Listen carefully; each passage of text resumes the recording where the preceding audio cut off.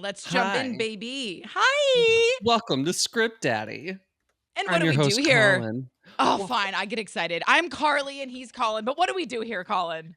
here at Script Daddy, we read scripts, watch the movies, and discuss the differences between script and screen. I Pow, added a pow, little pow, bit of a pow. spooky inflection Ooh, there you because did. today is a very You special did. Halloween episode.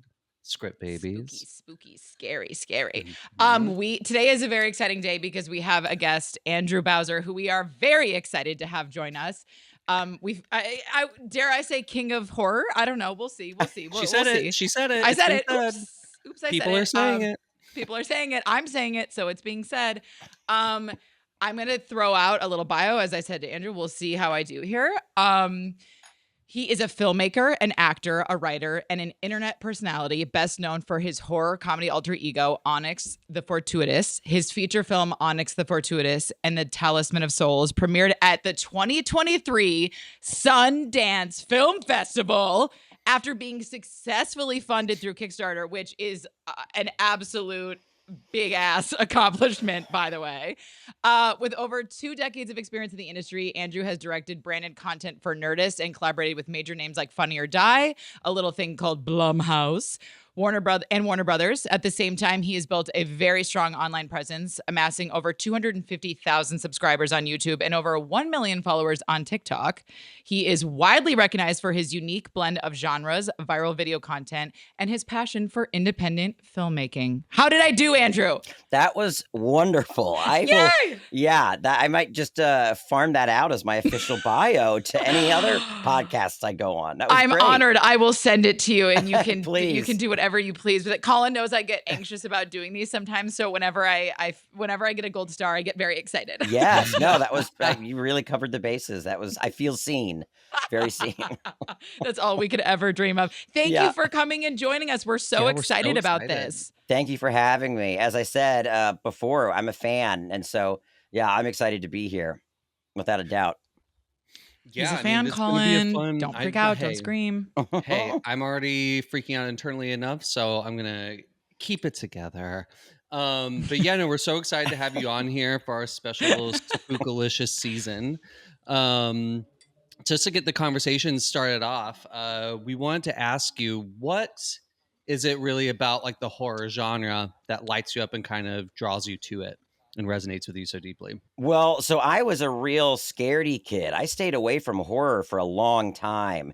And, I had a lot of nightmares as a child. Even though I was attracted to Ghostbusters and Gremlins, they still scared me. I remember I bought a ghost toy that I became convinced was possessed and alive. And then I tried to pawn it off to one of my friends. So it was a real wrestling match getting me into horror. But I liked comic books. I liked drawing monsters. And I think around 15 or 16, though, I decided to rip off the Band-Aid and just, exposure therapy, start watching horror films. And then I found that I was in love with them. And they scratched an itch for me that just no other genre does. I think I don't know. I like the genre because it deals with such a wide range of emotions. And, it can be grounded in reality. It can be supernatural. It can just run the gamut of, honestly, what I think can represent the human experience in a way that has more depth than a lot of other genres. So ever since I was a teenager, I've just been all in, and it's always been, I think, blended with my sense of humor or my love for absurd things. As you can see behind me on my shelf are different toys and cartoon characters and a Gremlins lunchbox and a Boglins puppet that I've had since I was a kid. So yeah, I just think I kind of feel liberated by the genre, both in my own interests and also as an audience member, but as a creator as well. Totally. I love Liberation's a that. fun word to use when it comes Yeah. to horror, because I feel like horror is just such a potent tool to explore, like, darker, more taboo sides of human nature and just living in this world, but from, like, a safe vantage point where we can kind of dive into it and explore, like, what creates a monster, or, like, how, like, I don't know, it's a Mhm. great connector with different things. I love how, like, each decade kind of superimposes its mores upon the horror that comes out in that. So I just think it's such an important Yeah. genre for storytelling in general. I think that's also why it's so pervasive Mhm. in our culture. Yeah. Yeah. I'm curious about your background with like independent filmmaking. I feel like it's like an endlessly interesting topic, and I feel like this there's a million ways to break into this industry. Quite literally, 1 million. There's a new ways every day being invented, and yet there's also there's also traditional ways, whatever. But I resonate so much with like the indie stuff. I've made a lot of my own stuff, and like the fulfillment of it is just on a whole. I've been fortunate as an actor to do a lot of work professionally on other people's sets, which is its own gorgeous experience. But the getting to like from the very seedling of an idea to Yeah. creating your set to casting it to doing all that is like the most incredible, fulfilling, chaotic, intense experience Yeah. that I love so much. But I would love to hear about like a little bit about like what draws you to that and like the Kickstarter experience, because Lord knows everyone knows 10 people who has tried to fund a Kickstarter, and you did it so successfully. So I'd just love to hear a little bit about your experience with that. Well, you're right that as an indie filmmaker, you really have to fall in love with the entire process. I think I discovered that bit by bit. As a kid, I wanted to be an actor, and I'm from the DC, Virginia area. I did a lot of local theater, and I thought, okay, that's what I love. I love acting. And then as I got into high school, I maybe it was just what I was going through personally, but I hated auditioning. I used to be good at auditioning as a kid, and then as I got older, I got too in my head, and I hated the feeling of walking into an audition with something prepared. I remember auditioning for the movie The Client back in the day, and they had said, do an accent, do some kind of Southern accent. And my mother's from Oklahoma, so I prepped it and I went in, and the casting director stopped me after one line and said, no, wait, no accents. They don't treat kids any different than No, adult performers. they don't. And even though all I had to do was then drop the Southern drawl, it still just spun me out because I had practiced certain words to really make it convincing. And I as I got older, I thought, well, gosh, I'm not good at this acting thing. And so I started writing and realized, oh, that's what I love, is writing. And then I started wanting to shoot what I was writing. So in high school, I started taking photos that were really like storyboards of what I had written, a short film script or whatever. And then I thought, ooh, I love making the visual that accompanies my writing. And if I could time travel, I just would have told that kid, like, yeah, you want to be a filmmaker, dude. Like, get to it. But I discovered it in pieces. And then I went to film school. And the summer after my freshman year of film school, I shot a feature in my hometown where I was back for the summer. And then I thought I'll get some editing major to edit it during my sophomore year. So I gave the hard drive to a guy.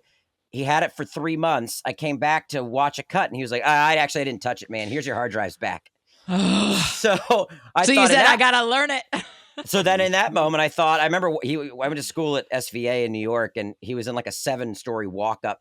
And as I was walking down with those hard drives in my hands, I just thought, like, never again. I will never have the power to finish something be in someone else's hands. I mean, it's tricky, though, because you're always going to need collaborators. Totally. You're always going to need financing.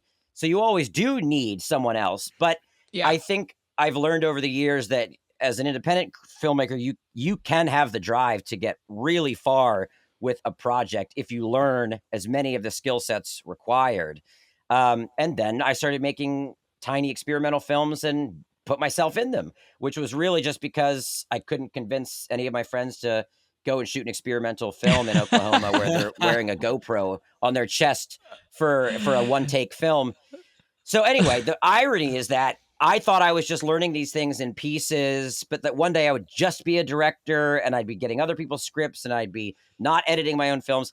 But now, the film that got me to Sundance, which is something that I dreamt about my entire life, was something that was homegrown, that I wrote, directed, acted in, edited. So it was just kind of weirdly poetic to then be at that festival and think, oh, it was me doing what I've done all along that actually got me here. Even the creation of that character was me just kind of being restless and wanting to shoot something. And while I had another job that was taking me to like horror conventions and gaming conventions. But to your point about the Kickstarter, one of my videos had gone viral enough that I thought I could get a micro budget feature going. So I wrote a number of pitches and went out, didn't have representation, but I had enough connections from working at Nerdist and Funny or Die to kind of get some meetings. And it was just square peg into a round hole. I mean, if Borat had done well, then it was, well, can you do an Onyx movie where you're pranking people? And, if, I don't know what, one of the Jackass movies had done well, they're like, what if we were in old age makeup and you drove a scooter into a grocery store? It was never actually about Onyx. Yeah. And so right at the end of the pandemic, I just thought maybe the character has enough exposure online now to leverage that into crowdfunding. And it did, but it was a full-time job. I worked at a place called G4 when they were relaunching the video game network. And I had started my Kickstarter and I immediately realized I have to quit G4. This is 24 hours a day. Because I needed to raise about $10,000 a day. So every day you had to wake up and think, how much did you raise? We raised about $620,000. Oh my God, that's amazing. My God. I did not know. That is That's incredible. No shit. That's an everyday, all day. Oh my God, Andrew.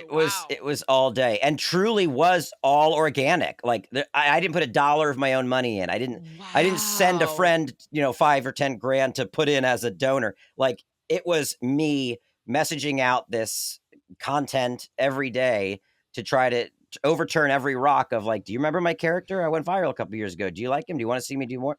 So it was an effort for sure.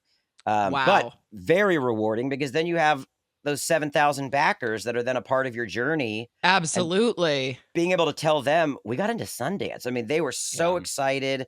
It made the whole process more fulfilling. Not that it wouldn't have been very fulfilling to just get some financing from, a studio out here, but I've just kind of reconciled that's my journey, I think, is figuring out a way forward at all costs. And sure, I would love to make something that doesn't have to be so homegrown and kind of pulling yourself up by your bootstraps. But I also know I'm not going to stop creating at this point. So if I've been back to Kickstarter 3 or 4 times now for short films and music videos. And well, it kind of becomes your superpower when you don't need to wait on anyone else. It goes from what feels like a weakness to an absolute superpower. Yes, and it's not weirdly loved out here. The energy. I find that a lot of people, I've been writing a script that is a much bigger project. It's a $15 million horror film. And for the last year, I've been trying to find a way forward with it.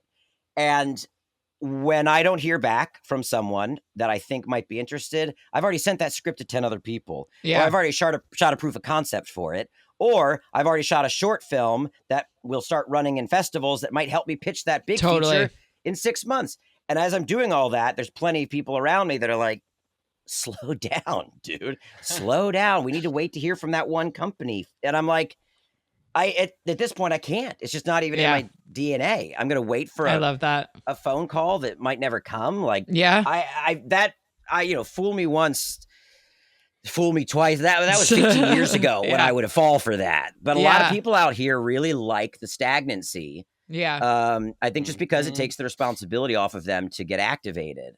Totally. And so I'm thankful that I don't find any comfort in that at all. Oh my God, I love it. It's a hurry up and wait game. Love it. Well, we could literally do this forever. Yes, it is. It is. It is. Things to get into. Should we get into? I think we should. Yeah. All right. Okay. So when we have guests, we like to give them the full Script Daddy experience. So we had Andrew pick our film for today. So Andrew, tell us what we're doing and tell us why you chose this film. Okay, so I chose Scream, and the reason, not only do I love Scream, but specifically, the thing that I have been writing, a big note that I keep getting is, can it be more like Scream? And I don't know if they're talking about the current Scream or this original Scream that we're going to discuss, but it's still just such a touchstone for a modern, even though now it's dated, but it is still a touchstone for a modern kind of meta approach to the genre, that it still comes up in meetings when you're pitching right now. And I had never read the original script, but I love Wes Craven and I love Kevin Williamson because of Scream. I wasn't like a big Dawson's Creek fan or whatever, but probably because at that age I was jealous of all the people on the show. But I've never actually read the script and compared it to the film and thought about what did Wes Craven bring that wasn't on the page? What was Williamson through and through? What were the performers doing that wasn't on the page? So I just felt it would be a good film and script to bring into your format, because I've always been curious, where did this iconic thing come from? Where did this character beat come from? And I wanted to dig in to all of that with Scream. We are gonna dig, baby. Let's get digging. Carly, Yeah. give us the Get digging. stats. I'm gonna give you the stats. All right, the original Scream, 1996. Like, what? That's so crazy that you were saying that. Like, yeah, it's still referenced 1996. Like, come on.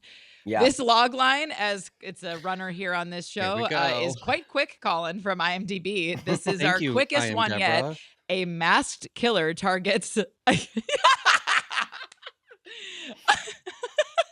Okay, it's a masked killer targets a past victim's daughter. Done. Well, I mean, yes. I can't say I love or hate it. It just exists. Yes. It is. Simply It yes. is. It is. The director is Wes Craven. The writer is Kevin Williamson. It is starring Neve Campbell, Courtney Cox, and David Arquette. Although there's so many other names in it. That's what Rose IMDb McGowan. chose to really Why do I zoom always in on. forget Rose Yeah. McGowan's in this movie? Dare I say it's because her hair color is so bizarre that you it Blonde threw or me off something. so many times, because I was like, it was like such an in between hair color that it literally I don't associate her with that at all. That I think that was like part of it. I always forget she's in it too. It's weird, so weird. The budget was 15 million. The gross was 103 million worldwide. And the trivia. Okay, I got some yummy trivia. There's quite a bit, so I'm just gonna cherry pick the ones that are most interesting. Drew Barrymore was originally cast as Sydney, but suggested playing Casey for more impactful opening scene. Producer Carrie Woods she called me and said, I want to play girl number 1. When I explained that character gets killed on page 18, she said, if you kill me at the beginning, the audience will think anything can happen, which is an absolute Brilliant. read on her part. Yeah. Yes. I mean, It's I so literally got iconic chills that when she I dies first in that read that, opening because I was sequence. like, she's 100% right.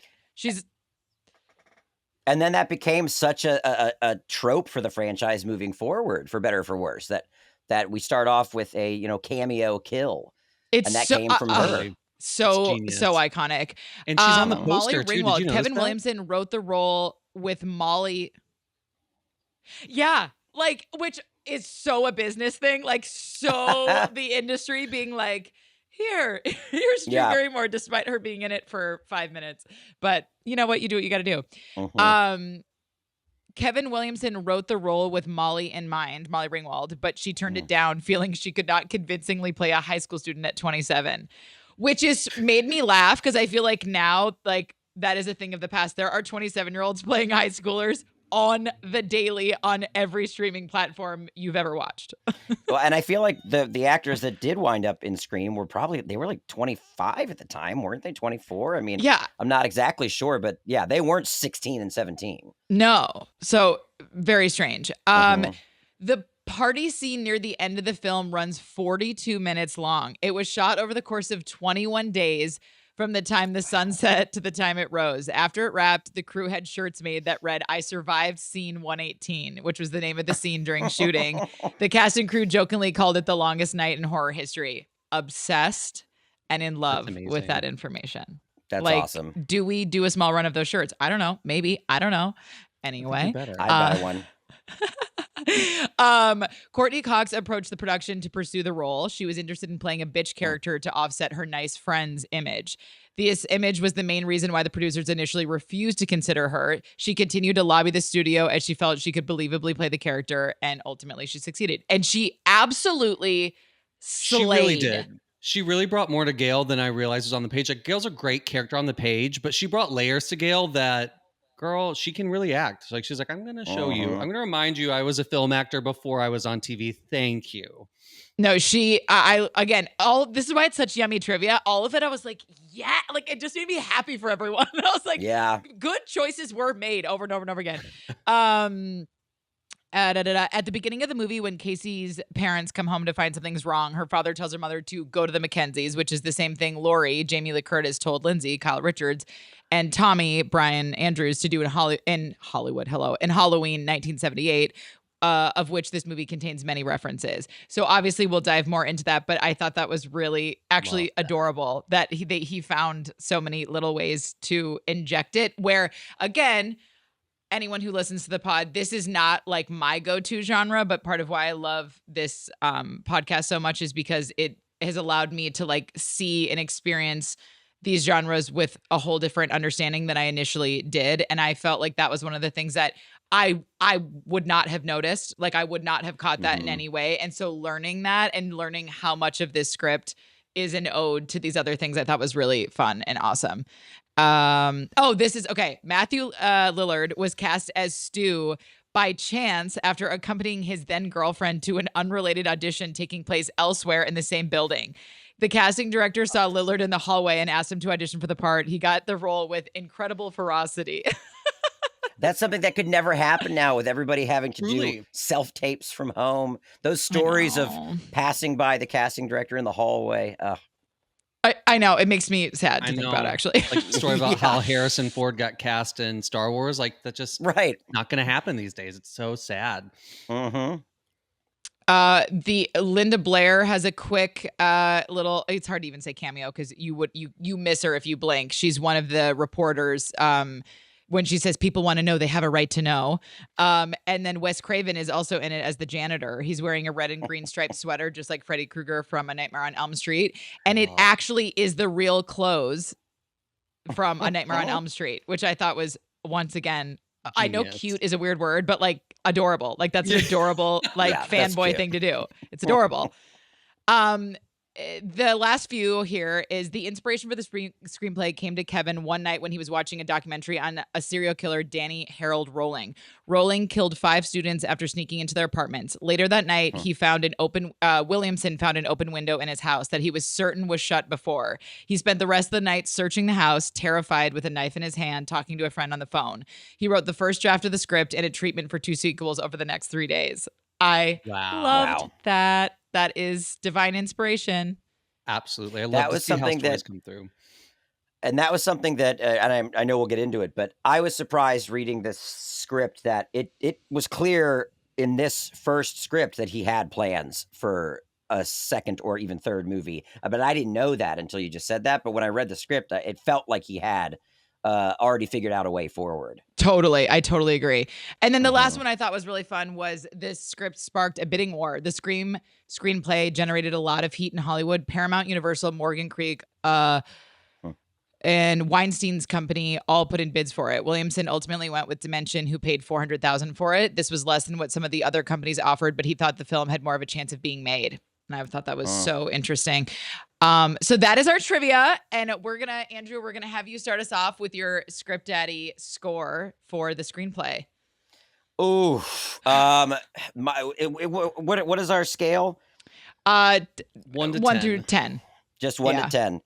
To be honest, I mean, I hate to start off like hyperbolic, but it's hard to take the movie out of the script. I agree. And as I was reading it, I thought, even coming down to like Gail, when I read the description for Gail, I could picture a kind of 2-dimensional version of her, but I didn't, because I pictured Courtney Cox.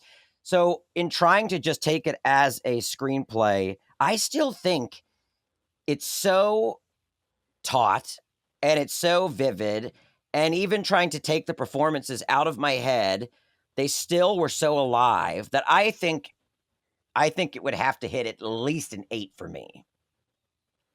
Okay. Yes. Fair enough. Yeah. Absolutely. Yes. Colleen? I landed at 8.5 out of 10. And this is what I wrote after reading. I said, overall, this script is a fun and effective ride. I love how cheeky the writer's voice is on the page.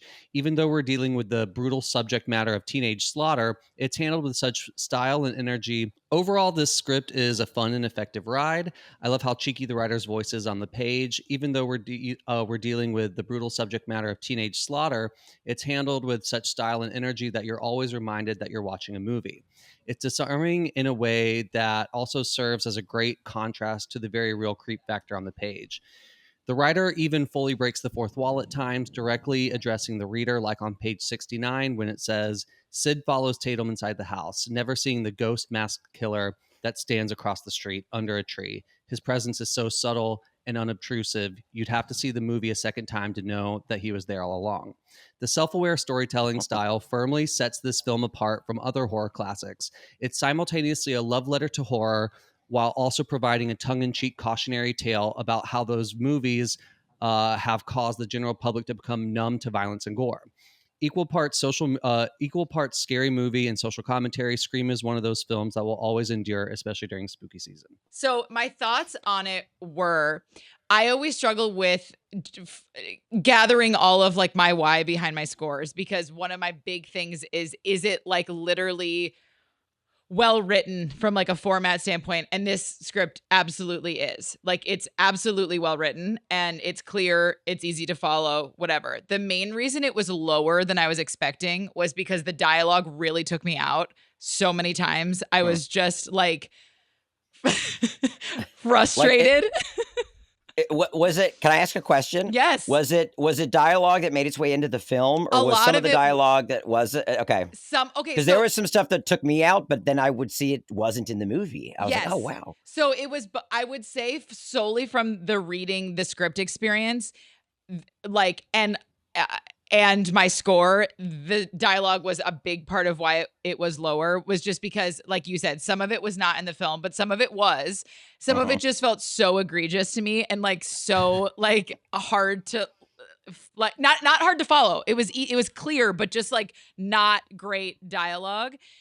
And I think the only other thing that, now granted, I will fully own, I have not read a lot of like slasher horror scripts, so I don't have a ton to compare it to, but I think I imagined I'd be a little bit more freaked out on the page. Like, I would feel more scared on the page. And I can honestly say I was more scared reading Sixth Sense than I was reading this. And that was so surprising to me. Like, I had to really realize that I was like, oh shit, I really thought I was going to be scared. And I'm not. There wasn't one moment reading this that I felt scared or even really anxious, which was surprising to me. So I kind of, that being said, after I read it from start to finish, and then I started doing like the research with the trivia and stuff like that, and like seeing some of the whys behind him writing it and the screenwriter's like obsession with horror films and all that stuff, and seeing the way he was able to kind of seamlessly put these odes to these other classic films in there.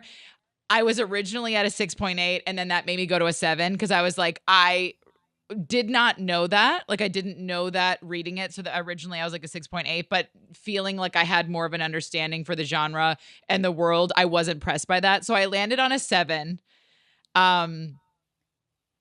It's higher than I was expecting from you, to be honest. Okay. Well, like I said, it was interesting. a 6.8. And like, if we want to discredit the research that I did, that then made me go back, like from a sole reading perspective, 6.8. But with the understanding of the fact that people who really love this genre would read this and or watch it too, and go like, look at all the places he took influence from, that I was impressed by. And I felt like I couldn't have known that from reading it. So yeah, I float somewhere between a 6.8 and a 7. I though agree with you on the topic of it not reading scary. And what's interesting is I get that note all the time. That note has driven me insane because, especially on this current project I've been writing, I have been told many times, I don't know, it's just not reading scary. And they'll send me examples of other script. Read this, read that. And I'll read them and I'll go, well, this isn't reading scary to me either. And I've always wondered, is it because I'm so inundated with horror? I don't know the last time I was actually, I'm scared for existential reasons of, real life. But I did think, okay, reading Scream is going to really help me understand what writing scary feels like. And you're right. There's barely any mood. There's barely any tone setting.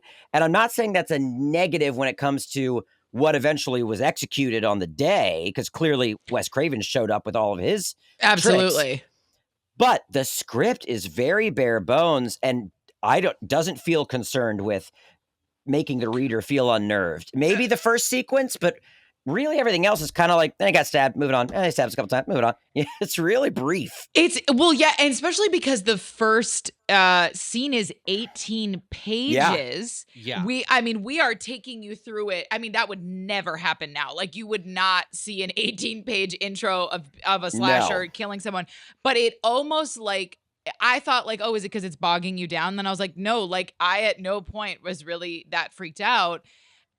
And I just was shocked by that. And again, like Colin and I, the reason I said Sixth Sense is that Colin and I were surprised how kind of like freaked out we were reading Sixth Sense. Right. They really did find a way. Now, granted, the juxtaposition going on there was you had a baseline of tenderness in a script that you also didn't totally expect that made the switch to creepy unsettling. And also, I will say the screenwriter made literal page choices, like formatting choices that like allowed you to feel like you were like feeling along with it, that where this was not at all. Like, Can I ask, not to I think this is part of the conversation, but is the Sixth Sense script more literary in how it's written? Is there more description? Is there more? It's beautiful.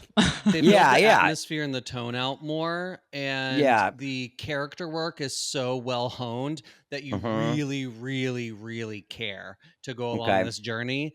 And they bury the twist really well in that script, which I think this script does a good job at setting up a red herring. I agree. That's what my biggest takeaway from this was. Like, again, I didn't feel scared as I was just talking about this with my brother on the phone earlier today, who's also a filmmaker, and I was said the same thing where like I wasn't like scared necessarily while reading it, but then I've also realized that like the horror scripts that we have read so far, I'm not like really, really scared. Like Sixth Sense was more of like a grossed out, creeped out feeling, just because some of the things that you see in the way it's described. But with this, I think the best example for this was that, or the best takeaway for this was that they give you the twist within the first like 15 pages. No, not first 15. Within the first like 30 pages, you see that Billy is the killer, but then they do all these different tricks to make you second guess your judgment there, to show like why he's not, and they set up all these different red herrings, and in that aspect of the script I think is really well done. I agree. Because it does keep you guessing. And I agree. When Billy and Stu come out to be like the ultimate like killers,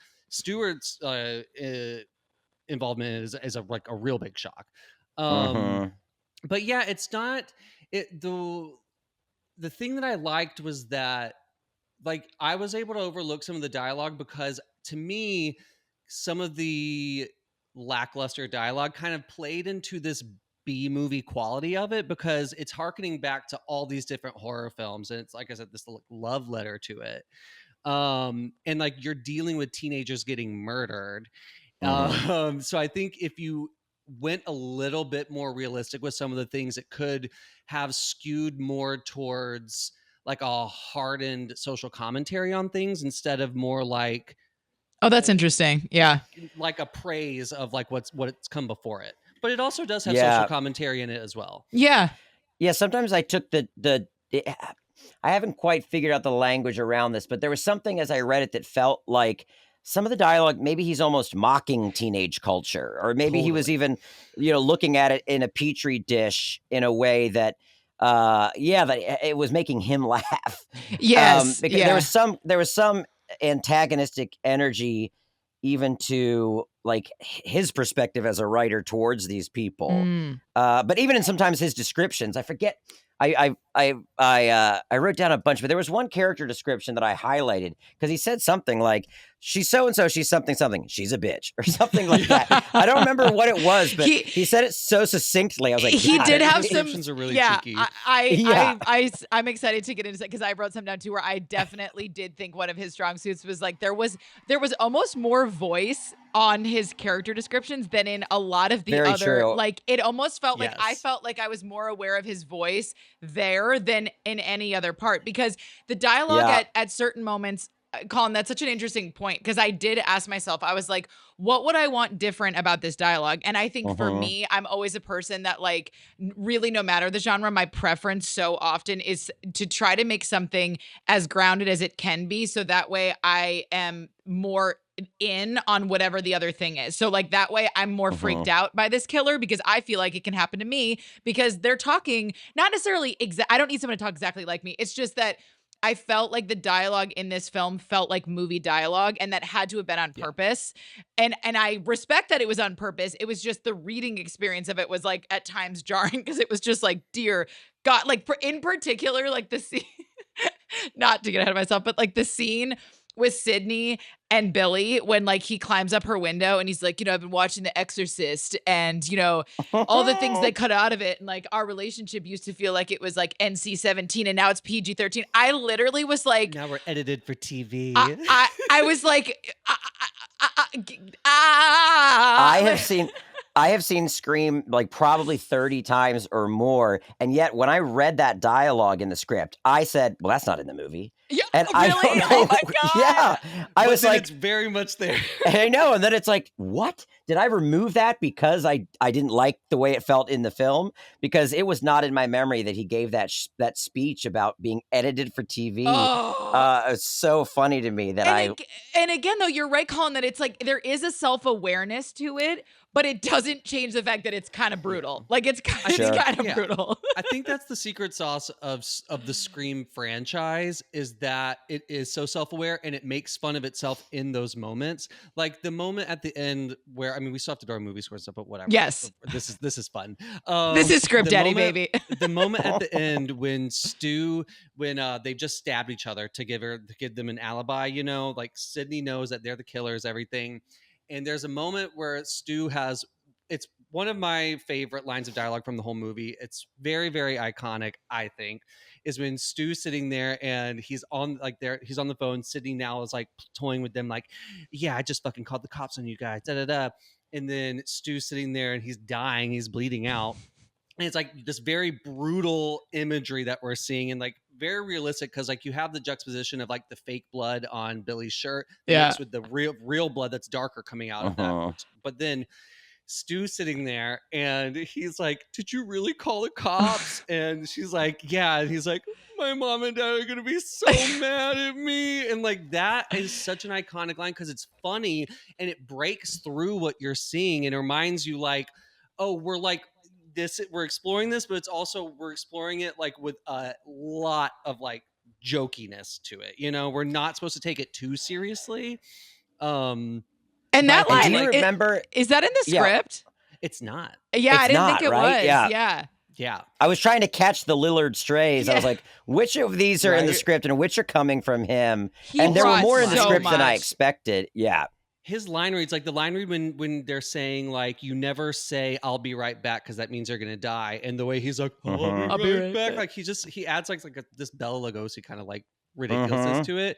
But I think like without those moments, it wouldn't be Scream. Like there's plenty of other slasher movies that you can go that are self-serious, that want you to be scared and all this. Totally. This like wants you to be scared, but it wants to disarm you by having fun with it, which I think is just really unique. And I think sometimes it feels so light on its feet. And I think in order to get it light on its feet and keep it moving, and I hate to say you have to sacrifice reality and a grounded sense of emotion to all these characters. But the scene where Tatum and Sydney are just walking up to school after Casey has been murdered. And didn't you hear? She got murdered. And it's so casual. And you would expect Sydney to be like, what the? You fall to the ground, but they just keep moving, get into the school, get on with the day. And I'm thinking, if I read that, which I did, but if I read that, I'd be like, well, this isn't realistic. But the alternative might be something that just takes you down to far into reality. So with horror, always there has to be this blend of, this has to be a reality where this isn't too mind-blowing for these characters. Yeah. Or else we're gonna get stuck in one scene forever of totally. them just being like, oh God. And it's gonna be exhausting to see them absolutely, completely, and utterly distraught devastated all the time. everywhere. Yeah, totally. And then quite the end- callous about it though. Oh, Especially with so Sydney, callous. the way they talk around her, I'm Oh, like, oh my no, gosh. my her notes. mother was brutally murdered a year ago. And Brutally Billy's like, you need to raped get and over that. murdered. Yeah. No, you Even guys, Tatum in the beginning, she's like, well, it's the first time this has happened since, and I'm like, your your best friend's friend. mom being your murdered? best friend. And also, by the Yeah. way, my notes towards the end are in all caps. I'm angry at someone Yeah, because that of all of it, I can forgive the other shit, but that was one part where I was like, it lives in a weird space to pull off something as enormous as her mother was raped and murdered, and everyone's a little bit like, that was a year ago, Sydney, and you're like, Yeah. a year ago is like might as well be a month. Like, what are you talking about? For sure. And then I know this is getting way ahead of things, but by the time the principal's killed, it's off screen. Oh, the murder's not, but they're like, oh, he's strung up on the football field. Let's go. Yeah, before they take him down, you're like, Let's go see him Yeah. before they take him down. You want to go see a mutilated dead body? Although you guys, Yeah. did you also? This was my thought process with that, Andrew. Is I literally had the same thought. I was like, dear God, and then I had a really sickening follow-up thought, which was like, honestly, though, our culture is in such a fucking weird place right now that there are some weird ass people that would probably sure. think and say that. Now, granted, I don't think he wrote that necessarily because he was thinking, oh, a bunch of people would react like that, but I just feel like some Yeah. people would. Yeah. Yeah. I kind of think the purpose of that was to show, like, because there's other shades of this commentary in there about the desensitization Absolutely. of violence Yeah. through media. Absolutely. And like that, my biggest takeaway of like when I read like my movie assessment was like how there is such a commentary on the media's exploitation Yes. of violence in society and how and I think in the 90s there's a lot of talk about like violence in video games and violence in movies and its impact upon children and stuff like that. So I Yeah. think he's kind of poking. I the agree. And bear of that. trials being, live on E-News or whatever. And Yeah. like the cotton weary of it all. Yes. Feeling like it's kind of out of that. And I kind of Space. like, again, I almost wish they had explored the cotton weary a little bit more because I found it to be so, that's, I think, actually one of my, we're getting so ahead. So we're going to do the movie scores in 2 seconds, but that is one of my favorite parts in the screenplay and in the film is the scene with Sydney and Gail when they're, when she goes up to her after she had hit her and all that. And it's actually a very impressive dialogue scene because there's so much not being said. And like, there's a lot of subtext. Arguably the most subtext of the entire film happens very, very beautifully in that scene. Like you get exactly what you need to know, but you can feel everything underneath it that then adds later on. But they really give you the very least with Cotton Weary, which I get why they didn't need a whole other plot of it. But like it was quite interesting too. Like obviously it would be a completely different film if they really explored that. But I just thought that scene between the two of them was probably the best written scene in my opinion of the whole film. Okay, that being said, Andrew, what is your movie score? So interestingly enough, even though I'm here to praise Scream flat out, when I first saw it, I think I saw it in theaters, like as a teenager. I didn't like it. And I don't remember why, but I was trying to go back into my mind palace and remember, I think I had a chip on my shoulder. I was just starting to write and I was just starting to explore, well, what would my vision for a horror film be? And then I sat and watched a slasher. I liked Neve Campbell, but it's not like I was a fan of Party of Five. It's like some of these people, I don't know. There's something about it that turned me off as a teenager. Maybe I thought it was, I couldn't clock how inventive it was. I think I thought, well, here's another slasher. I want something more supernatural, or I was always more of a fan of monster movies and supernatural horror. So I think it kind of, to be transparent, went over my head when I saw it at that age. Gremlins 2 did not go over my head when I saw that, though, as a child. So in my defense, I can get meta. Note that. Yeah, I can get the metatextual approach to film. But so it wasn't until then, I think maybe I was in college when I rewatched Scream and I really started to appreciate it. And now since then, I've rewatched it and rewatched it. But so for me, what I think is so fascinating about it, and I know that we'll get into it as we kind of parse through the script versus the movie, but I really think it's a perfect storm of the right script. It's what everybody says when a movie works: the right script with the right director and the Yeah. right cast. But it really does feel like a confluence of all those things hitting at a time when also the genre needed a movie like that. So it's just it was such a small target to hit, and I think it required all of those parties to hit that target. I think Wes Craven being kind of somewhat tired of the genre helped. Agreed. Yeah, Totally. and so my movie score is 9. And the only reason it's not 10 is because this is still related to the script, but it's all in the movie. I'm obsessed with there's no really good way to do it, but I like grounded or rather organic kind of lived in exposition, an experienced exposition. But the film doesn't really have room for that. So it does rely on, there's a TV giving you the info. I mean, that happens like 5 times. And I, as a writer, I'd be like, you can't do that. You can't just show the TV and the news. But as you were saying, Colin, in its defense, it's also thematically about that. So it's not as much of a cheat. I think in a lot of films, you'll be in the middle of a movie that's saying nothing about media and nothing about the influence of it on our culture, etc. And a character will still just see something on the news to get us information.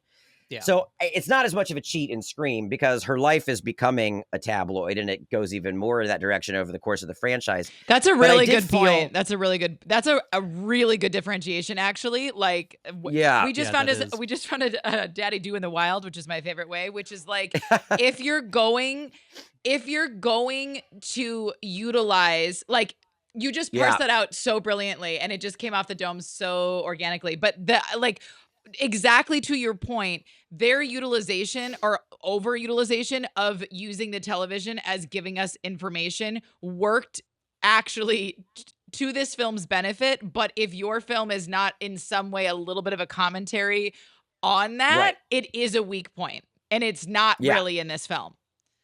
No. And the only other thing that kind of bumps me, and it bothers me through a number of the entries, is I know that this is the only way they could have done it, but there's a rule in improv. I'm going to not quote it exactly how it should be quoted, but where you kind of, the most interesting things should be happening in the moment or on the stage instead of like, man, I'm really tired. I just, fought a dinosaur before getting here. And instead it should be like, oh my God, there's a dinosaur here. There is something to Scream that, like, it's always bothered me a little that everything with her mother is off screen. And we're just launched into this, like, well, you're the one that put him away. It was your testimony. Even though it's still such a well-written scene to get us that information, the year ago murder of the mother being so off screen always made me feel a little disconnected from Sydney's journey.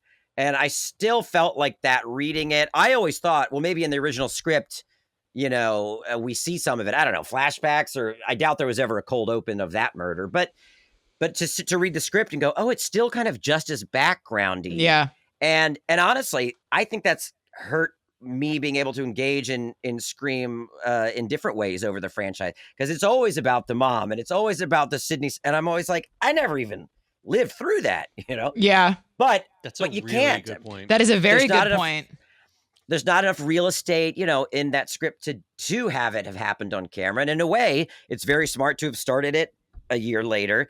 But it also then just maybe pulls me out a little bit of her emotional journey. Yeah, it's interesting because, like, the story is in such a large part about her mother's murder, but that's also the linchpin of why we're going to want to care for Sydney and her journey as a character. But instead, it's not really about that. We're just supposed to care for Sydney because she's in mortal danger. Yeah. Right. That's like the main focus is don't get stabbed and die. Yeah. But like they keep hearkening back to the mother of it all. And I think, like, just to bring it way back full circle about the difference between that and Sixth Sense is that is really what it is. That there's no real characters that you really care about other than, in a weird way, Ghostface, because you're caring about when's he going to pop up again. Because I do remember being horrified by this movie as a child. But like, it is funny because it's not like the most textbook scary thing. Yeah. which is odd. Also, Colin, I almost we have to be the only people in the history of ever that are comparing Scream to Sixth Sense and multiple. Like we're like just to harken back to suppose. Sixth Sense again. Like we. yeah. Yeah. But I almost wonder, and I know this is such a bad note. I'm going to be never invited back on this podcast. But I know that by the end of it, it's kind of all about her mother. But I just wonder if we needed the mother of it all. I don't. Honestly, like you could take it out and probably have just as an effective of a film. Because sometimes it's distracting, and the language around it all. I mean, I know they're all being gross people about it, but the language around it all, and it all coming down to like, don't you remember your mom and my dad? And I have a hard time keeping track of like who slept with who. But Cotton Weary also slept with her, but he didn't kill her. And at a certain point, I was like, I could have seen a note being like, can we just clean this up and yank all that out and just have it be what's happening now and why, and it'd be something that maybe happened in front of us or within that school year or something. I don't know. But again, bad note to give on a movie that was wildly successful. Yeah.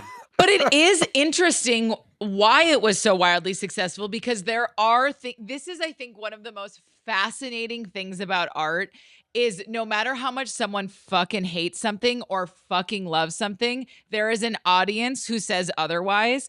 And therefore there is no real right or wrong there, but there are things we can mine from it in people's exploration of wanting to become masterful storytellers of whatever story they're telling.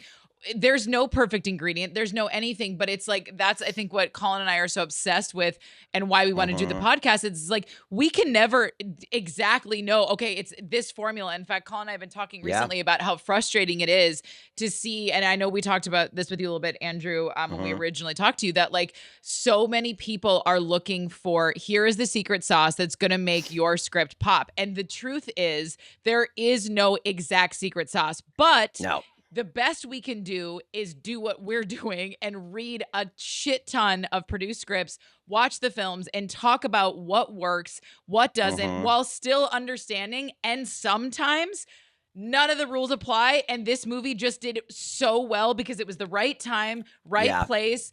And whereas like if it came out today for the first time, it probably would not land the way it did then. And so it's like, that's the kind of the gorgeous and frustration of being a writer and a screenwriter, is that it's like it all comes back to then trusting your own compass and process of going like, you have to come back to that above all else, because hearing one person say you have to do it this way because this is how I did it, or you have to do it this way because this person did it that way and they were successful, it doesn't work like that. It just doesn't. And I think that people have a hard time understanding what problems can get solved through casting, performance, the cinematography, the score. I think sometimes at the script stage, one of the things that I'm fascinated with, and I imagine you both are as well, is and I'm going through this right now with the project I'm pitching. The people I'm pitching to, I think, are imagining that a script gets to a point where it is undeniable. And I've even heard that term. They've said, well, we want to walk it into this studio once it's undeniable. And I don't want to sound like a lazy writer, but as a pragmatist, I'm like, it will never be. No script will ever be. The only thing that makes something undeniable out here is, the rock gets attached or whatever. Like a script as a script will never feel like every problem solved, everything is polished, every plot hole is stitched up. And I'm trying to explain to people sometimes when I pitch that, what's bothering you about this draft? You say this character doesn't feel likable or vulnerable. That's a performance note. Because trust me, the foundation for her being likable and vulnerable is there, and we're going to dial it up on the day. But they think everything has to be on the page.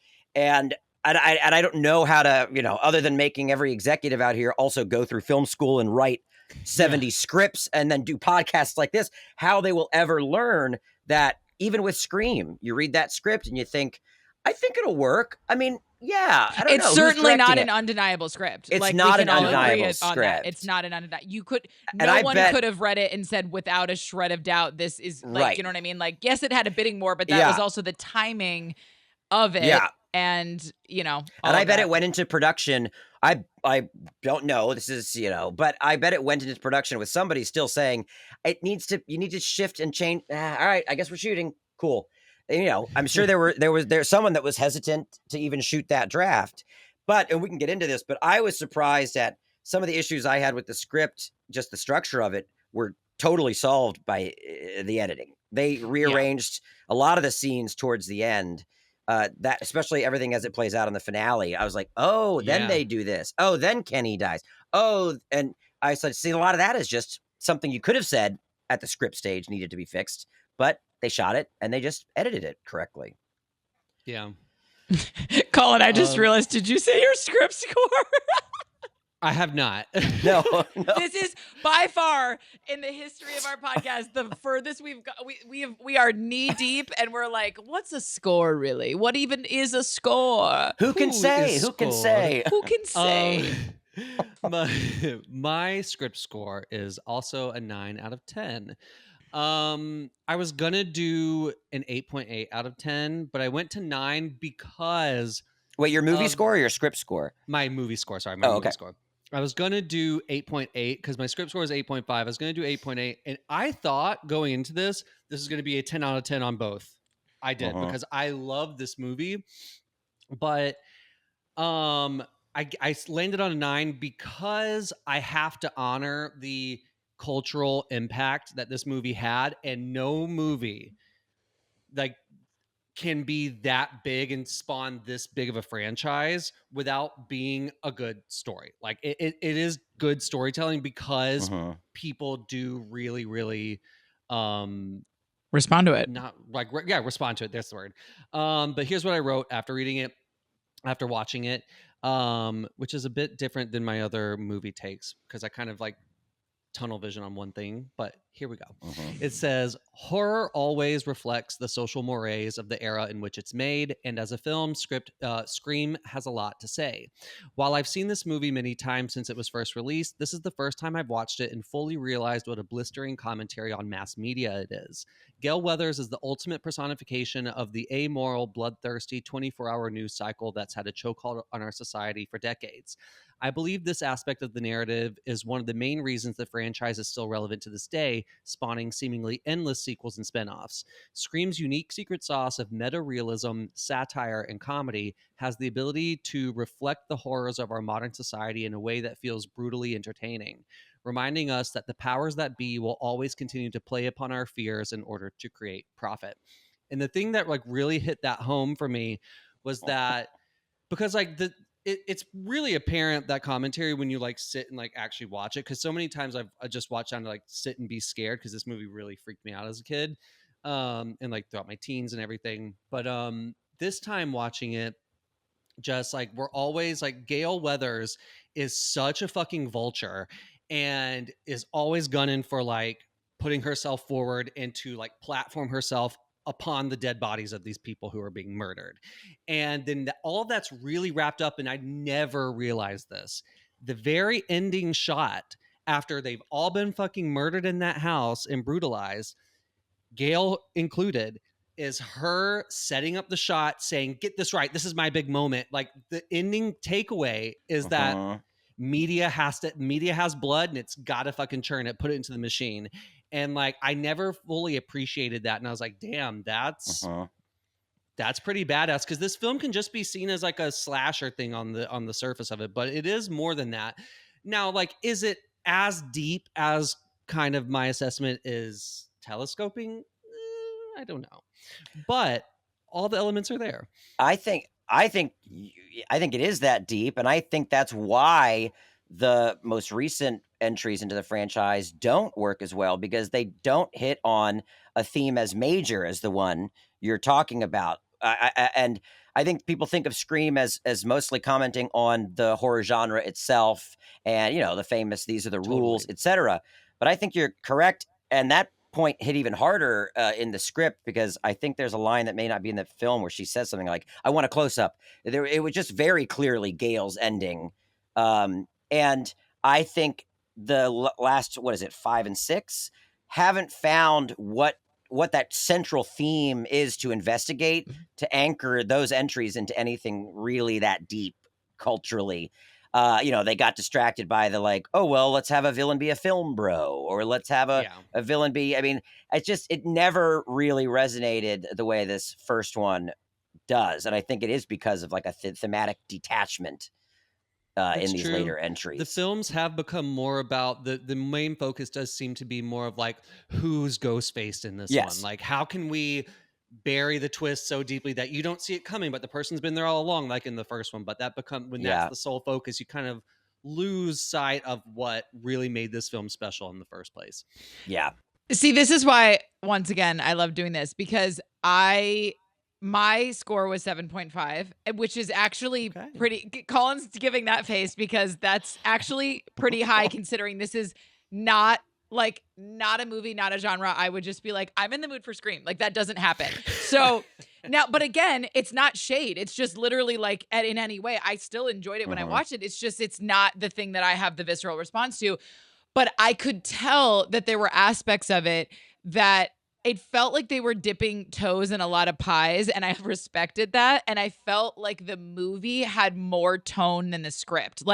And I think that had a lot to do with the way it was shot. Like, right out the gate, the way those opening shots of Drew Barrymore and like the kind of weird, it kind of churns your stomach. Like, on the page, it just is kind of like, here it is. Whereas like in the film, the way that they choose to work with the angles makes you already go, even though I read the script, I'm going like, something's not like something I don't like is going to happen that I did not feel in the script. But even in the movie, like, of course I know that that's going to happen, but I was really immediately taken by like, the direction that was brought to this, it really went a long, long way for me, that I enjoyed it more. And I think the only reason it was still like on the lower end is that I felt like they bit off a lot. It was ambitious in a lot of ways. And obviously, for the sake of the masses, it worked. I think there were certain aspects that I felt like and then again, I guess you could kind of praise this too. To me, it's almost like they bring your attention to a lot, but then they kind of leave it. Like, they're like, hey, we want you to notice this, but we're not going to actually tell you. We're not going to really make a meal out of anything, but we're going to have an awareness around these things. And I felt like one of the things that really was making me like spiral a little bit is that I was kind of bouncing back and forth between feeling like the acting was both so mid, like so much of the performance felt like. But then there were other moments, like the actor who played Billy, he was so fucking weird that like he was the perfect casting for it because he was so weird. And the way he chose to like act every line of dialogue and every scene was so weird that it actually threw you off more to go like, maybe he didn't do it because he's just fucking weird. So then on that end, I was like, I don't know that it's like incredible acting, but he just either that dude is weird or he's really good at playing it weird. But like I bounced, and then like even like Rose McGowan, like I was like, there were moments where I was like, she was like that, like whatever best friend, but then there are other moments where I was like, that line delivery makes me feel crazy. Like, and so it was like, it was again, like I'm such Colin knows I am a dialogue girly through and through, both like script and film. And there were times that I felt like they could bring life to the dialogue through performance. Like, Matthew Lillard in particular, I just felt like he always brought the best out of every line he had. He made it interesting. He made it believable. He worked it.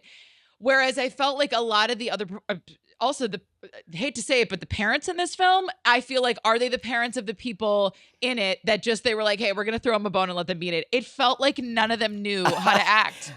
Every time I picture Sydney's father, I cannot picture the actor. He's such like a I feel bad, but well, the parents might as well just not be there. Like, we need to live in a special world where teenagers go to school and everything, but there's no parents because like, it's giving we're always nothing. justifying why the parents aren't there. It's giving, and also like her dad, like I was like, once again, I get why we can't do a deeper dive on like how the dad is coping, but we quite literally give 0.5 to the dad. Like, we don't even give Yeah. 1% to the dad. And I think, you know what, Andrew, this is interesting. I'm wondering if us not seeing anything of the mom, everything is just like, well, what happened to your mom, or you were, and not seeing in any way the effect it's had on the dad at all, other than him going, I heard you Yeah. scream. I thought I heard you scream. Like, that's all we get Right. until the end when he has tape over his mouth. That it's like, Mhm. we don't really see her mourning. We see her look at a photo of her mom once after she saw it on the TV, and then it's like she looks at a photo of her mom. But Mhm. because we can't, this world is a world where we're not doubled over sobbing about what's going on. We're never getting the emotional in for her family, for her mother, Yeah. or her dad. And it's like that, I think, was, I am such an emotional in person. I am an emotional junkie. I give it to me. I need to know why I care. Yeah. And then, baby, I care. That I do think if I had to narrow down, the biggest thing that took me out of the film was that I didn't feel like I had the emotional in, that if I had it, it would have been like a 9 or a 10 for me, because it is an interesting Yeah. story. It's just that was really like hard for me to feel that disconnected to the family that went through Yeah. arguably the worst thing you could go through less than a year ago, or like about a year ago. It's almost, and again, this is maybe a bad note, but it's as simple as, do you open on the funeral of the mom, or do you open on the after the funeral of Sydney and her dad at least Yeah. crying together? Just the fact that we don't live through any of that with them is hard. But before I forget, the opening sequence, as you were talking about it and saying that clearly Wes Craven did something with it that wasn't on the page. I was looking through the script as you were talking, because I think I'm right that the popcorn doesn't burn in the script. Yeah. And so that decision alone, adds that kind of Extra ticking to that Absolutely. stress. The house is also now filling with smoke. Mhm. And But also a sense of hope, because I was like, ooh, maybe that'll set off the fire alarm, then the fire department will come. yeah, it No. is. It's this active element that could do something Yeah. in one way or the other. And to your point about the performances, that's also something, not to use this just to trash the latest entries in the franchise, but I think it's worth talking about that. I don't see a lot of real personalities pushing through in modern casting decisions. And, I like Jenna Ortega. I like Melissa Barrera. I like some of the people in those films, but they don't feel like their personality is allowed to push through. You got somebody like Lillard with his tongue out half the movie. Like that's what 90s casting used to be, yeah. And Skeet, yeah, you're like, what the fuck did this guy come from? I mean, and that just doesn't exist in many films, but definitely not in horror, and definitely not in the Scream movies. Everyone's a little safe. Yeah. Everyone's pretty cleaned up. Everyone's, they what do they call it? Like iPhone face. Everyone's seen an iPhone before. But in the 90s, it was Really like, good should point. you even be an actor? Like Yes. Jamie Kennedy, you're crazy looking, but he's so good. And Yes. we don't have that anymore in the Scream franchise. There was a quirkiness to there was a like kind of a quirkiness specifically to all the men, even Billy. Billy's weird. Like Yeah. he's like hot, especially because but he's weird. described as like quarterback meets class Meets a- president. And I was like, Mhm. but then you cast the craziest dude. He's so hot, but he isn't like safe. No, and not Yeah. jockey, not the least bit jockey. He's almost more like drama school, to be honest. Like he's more Yes. like that, like brooding, like whatever, like you're in 3 different plays this year. Like, Yeah. Mhm. yeah, that's really interesting. That's Definitely. what I mean, though, is like it was a weird thing of going like, I wasn't blown away by the performances, and yet the people they cast brought something Yeah. to it. It wasn't that their like acting was like, oh my God, incredible, but it was like literally the people that they hired. There was just something slightly offbeat that they brought to it that like added to this kind of like slightly strange world that we were living in that did make it work. That now I'm wondering, like, if we had a little bit more of an Mhm. emotional in, and those same people were still the players, if that maybe would have like landed some things a little bit differently. But yeah, that's a very interesting point. Yeah. Oh, and real quick, in Kevin Williamson's defense, I was shocked to see that. I really thought it would be scripted. The opening sequence would be scripted in a very basic way of, maybe exterior large suburban home. We get the scene set before we move in, but the script opens on the close up of the phone, and so does the film. And I thought that was interesting that he baked that in. The idea that we start really close, we don't really get outside. We kind of go close, wide, wider, wider until then we're in the yard, and now we see the house and the parents coming up. So I did think that was an interesting. It was an interesting structure that was already in the script, but I agree with you that it wasn't nearly scripted to be as tense as Wes Craven shot it. There's like the blocking and the choreography of the camera moving through that space with her as she's, increasingly becoming more and more manic. It really, I clearly was directed. Absolutely. Yeah. Totally. Should we get into some script Let's notes? do it. Let's do it. What? My first script note is on page 5. Does anyone have anything sooner? Okay. Only what I just said, which is that I it's a good note. The idea that the structure of that was kind of baked in. That's all I have early on. I on page 5 I said I liked how he used perfectly placed dialogue to effectively bring about like a revelation of exposition. So it's when she's on the phone talking with the killer, and this whole time she thinks she's just talking with either some creep or some person who's being like, just like flirty with her or whatever. She's not taking it seriously until you get the line of dialogue where she says, "Why do you want to know my name?" And he says, "Because I want to know who I'm looking at." And in that moment, that's such a great exposition reveal because, yes, this is a creep, but now like you're being watched. Like it sets the whole like atmosphere of like, oh shit, I wasn't on edge and now I should be. Yes. And now like things are going to keep ramping up from here. And that Scream was a really good usage of like exposition. And they've looked for lines like that in the other entries, and it's never as clean and as effective as what you're pointing out. I forget which entry, but there's one where, he says something like, "Now you're wearing red," or something, because he's and I was like, not as cool as I want to know who I'm talking to. I want to know who I'm looking at, It's true. It's simple, but so effective. So good. So icky. Ickies. Absolute ickus. And then like the pages 1 through 18, I'm kind of encroaching upon a daddy do of mine, but page 1 through 18 has really fun formatting, I thought, because he utilized white, like negative space on the page to kind of draw your eye to give you like to like let the scene play out in your mind's eye in the structure that he really wanted to. Now, I thought that was going to play throughout the rest of the script. He kind of goes away from that after that first sequence, and it's a bit more like blocky action, which doesn't actually hold it back. Like the pace is still pretty quick with the script, even though there is a lot of action, especially towards the end.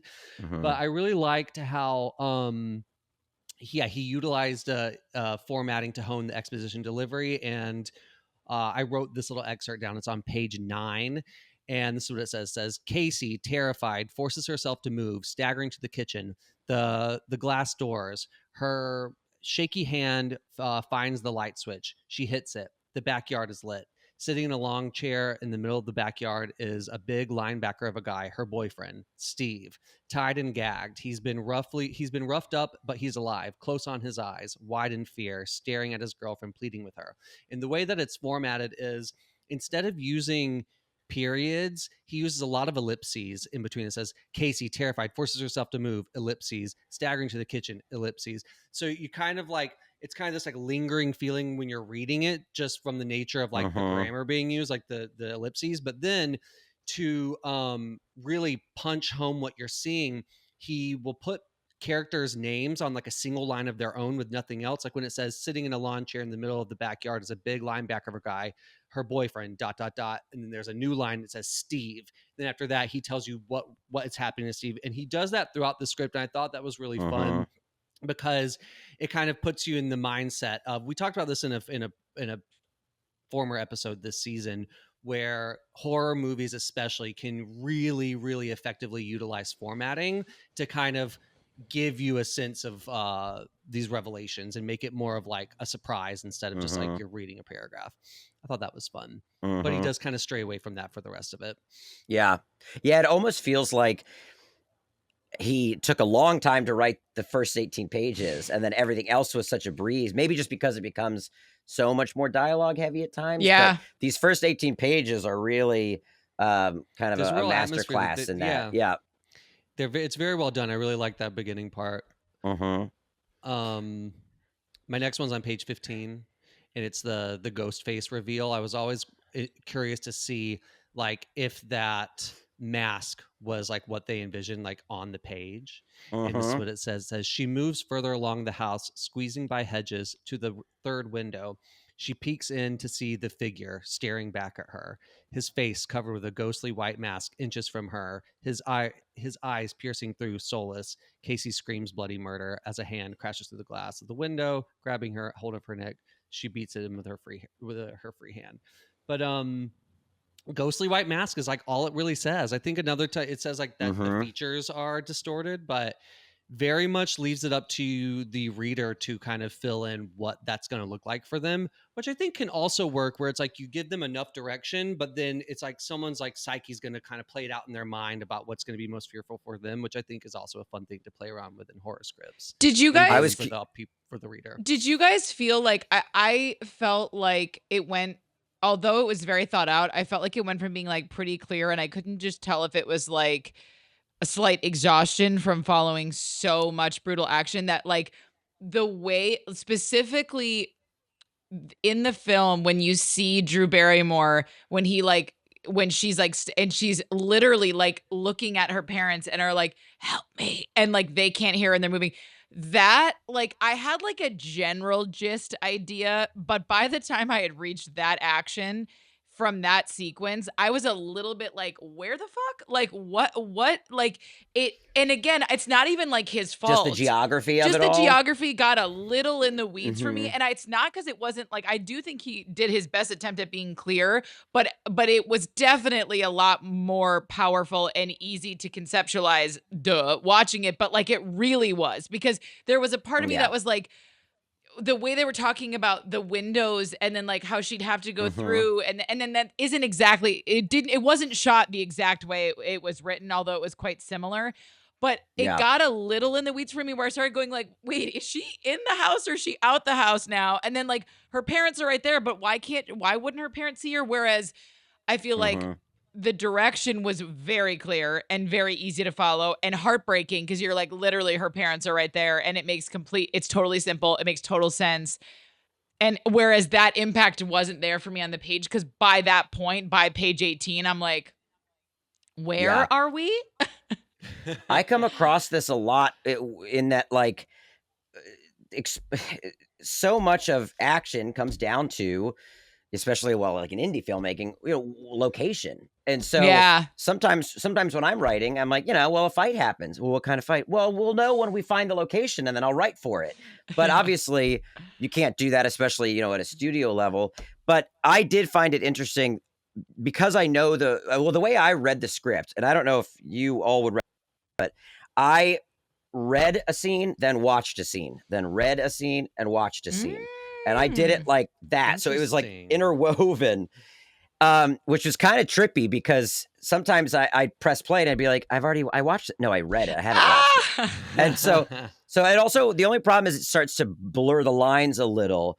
But so I kind of couldn't get confused on the geography of that opening sequence. Okay. Just because like I was kind of picturing it from the film. And then once I pressed play, I was like, yeah, that's how it all plays out. But I will say, this is such like a rat's nest of a point, but I found him to be more descriptive than I expected, as far as him on the page saying there are 3 windows that are uncurtained. Yeah. I was like, oh, wow. Yeah. So there was something in his head. There was a house, there was a room. That's and that's true. And then to your point, Colin, what mask was in his head, I always wondered, because I think people at the time reading this might have just pictured Michael Myers, because they talk about Michael Myers so much. Wait, that's a good point. And so I always was curious, on the page, did it imply it was almost a Michael Myers-y thing? But they do specifically say ghost. So he had something in his head. And I don't know, was there already at the time a standardized kind of, ghost mask? But, Tatum at some point, I think it's Tatum, calls him Casper. I thought, like, did he picture almost like an old, I forget the name of the company, Ben something Halloween masks, and it was like an old Casper mask. Anyway, I was very curious about all the same things. Is my point. You make a good point though about it's not. That's what I mean though. Is it wasn't that it was very clear reading it. He knew what he was picturing. Yeah, I just was struggling I a couldn't little see the bit. space. But you're absolutely right. It was not that. It was very obvious that he knew exactly what he was picturing. I just was struggling a little bit with it, but then it was so clear in the film. But that's so valid because I'll write a kind of horror action set piece and I'll get a note that's like, so wait a minute, they run out of the hallway, but they're right at the thing when they're done. Oh, yeah, because the hallway is going to be, it's so hard to communicate that stuff. And truthfully, like I do consulting with a lot of screenwriters, and that is literally one of my favorite things is going like, I know this is in your head, but let's make sure it's on the page because it is like, I mean, when you do so many revisions and so many drafts, you're like, no, it's on the page. It's on the page. And then someone else comes in, they're like, I'm sorry, are we floating in space? Like, what's happening? This is a tangent, but that is the hardest thing with rewriting is that it's all in your head, but it might have been from draft 2 and you're on draft 9 and someone says, so why did so-and-so say this? I'm like, well, they said it. Oh, to that point, this is way getting ahead. But, am I correct that they cut the entire conversation about I have to think about 8 is enough when I have sex with Stu? Yes. And then she says something about men only caring about boobs. And then there is a callback to that. There is when they're at the house party and she's like, see tits. Yeah, exactly. But we don't see that conversation. And I was like, oh, so interesting. Because I was looking for the connective tissue that was still remaining from something that had been removed, which we can get into. Because there's one scene in particular later that I was like, oh, that scene's gone. And is there any remnant of it? But we can get there eventually. They did. I had something really small on 16 that was, I had also highlighted the description of the ghost face mask because had been looking for it. But I don't know why this stood out so strongly to me, but the fact that these 2 lines are scripted from the father and mother, that fish smelled strong. Well, I told you to send it back. Yes.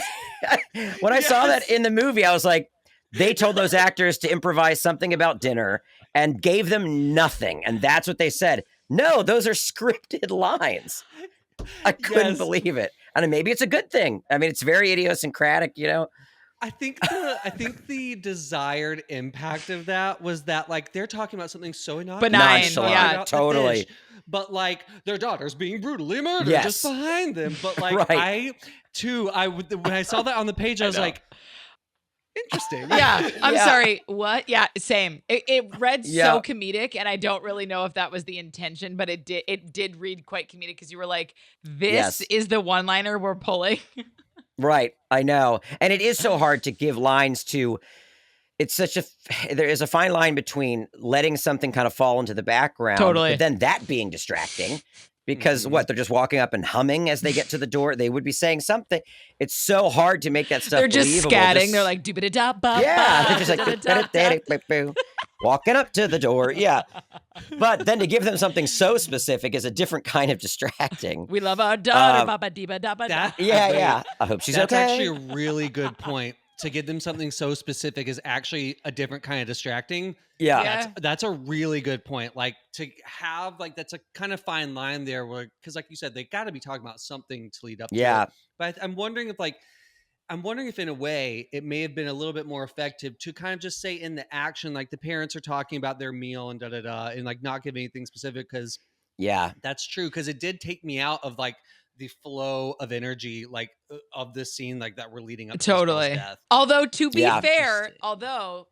fair, if we are treating a script like a document in which you shoot from, which it is, it technically worked in that it takes you out when you're reading it, which also matters. That's why this is also layered. True. It does matter how you perceive it when you read it. But what's weird is they verbatim did it in the film and it works in the film and does not take you out. So there is, but again, that's the complexity of it because your read matters and we all are agreeing it came off comedic and bizarre in a way that it does not come off in the film.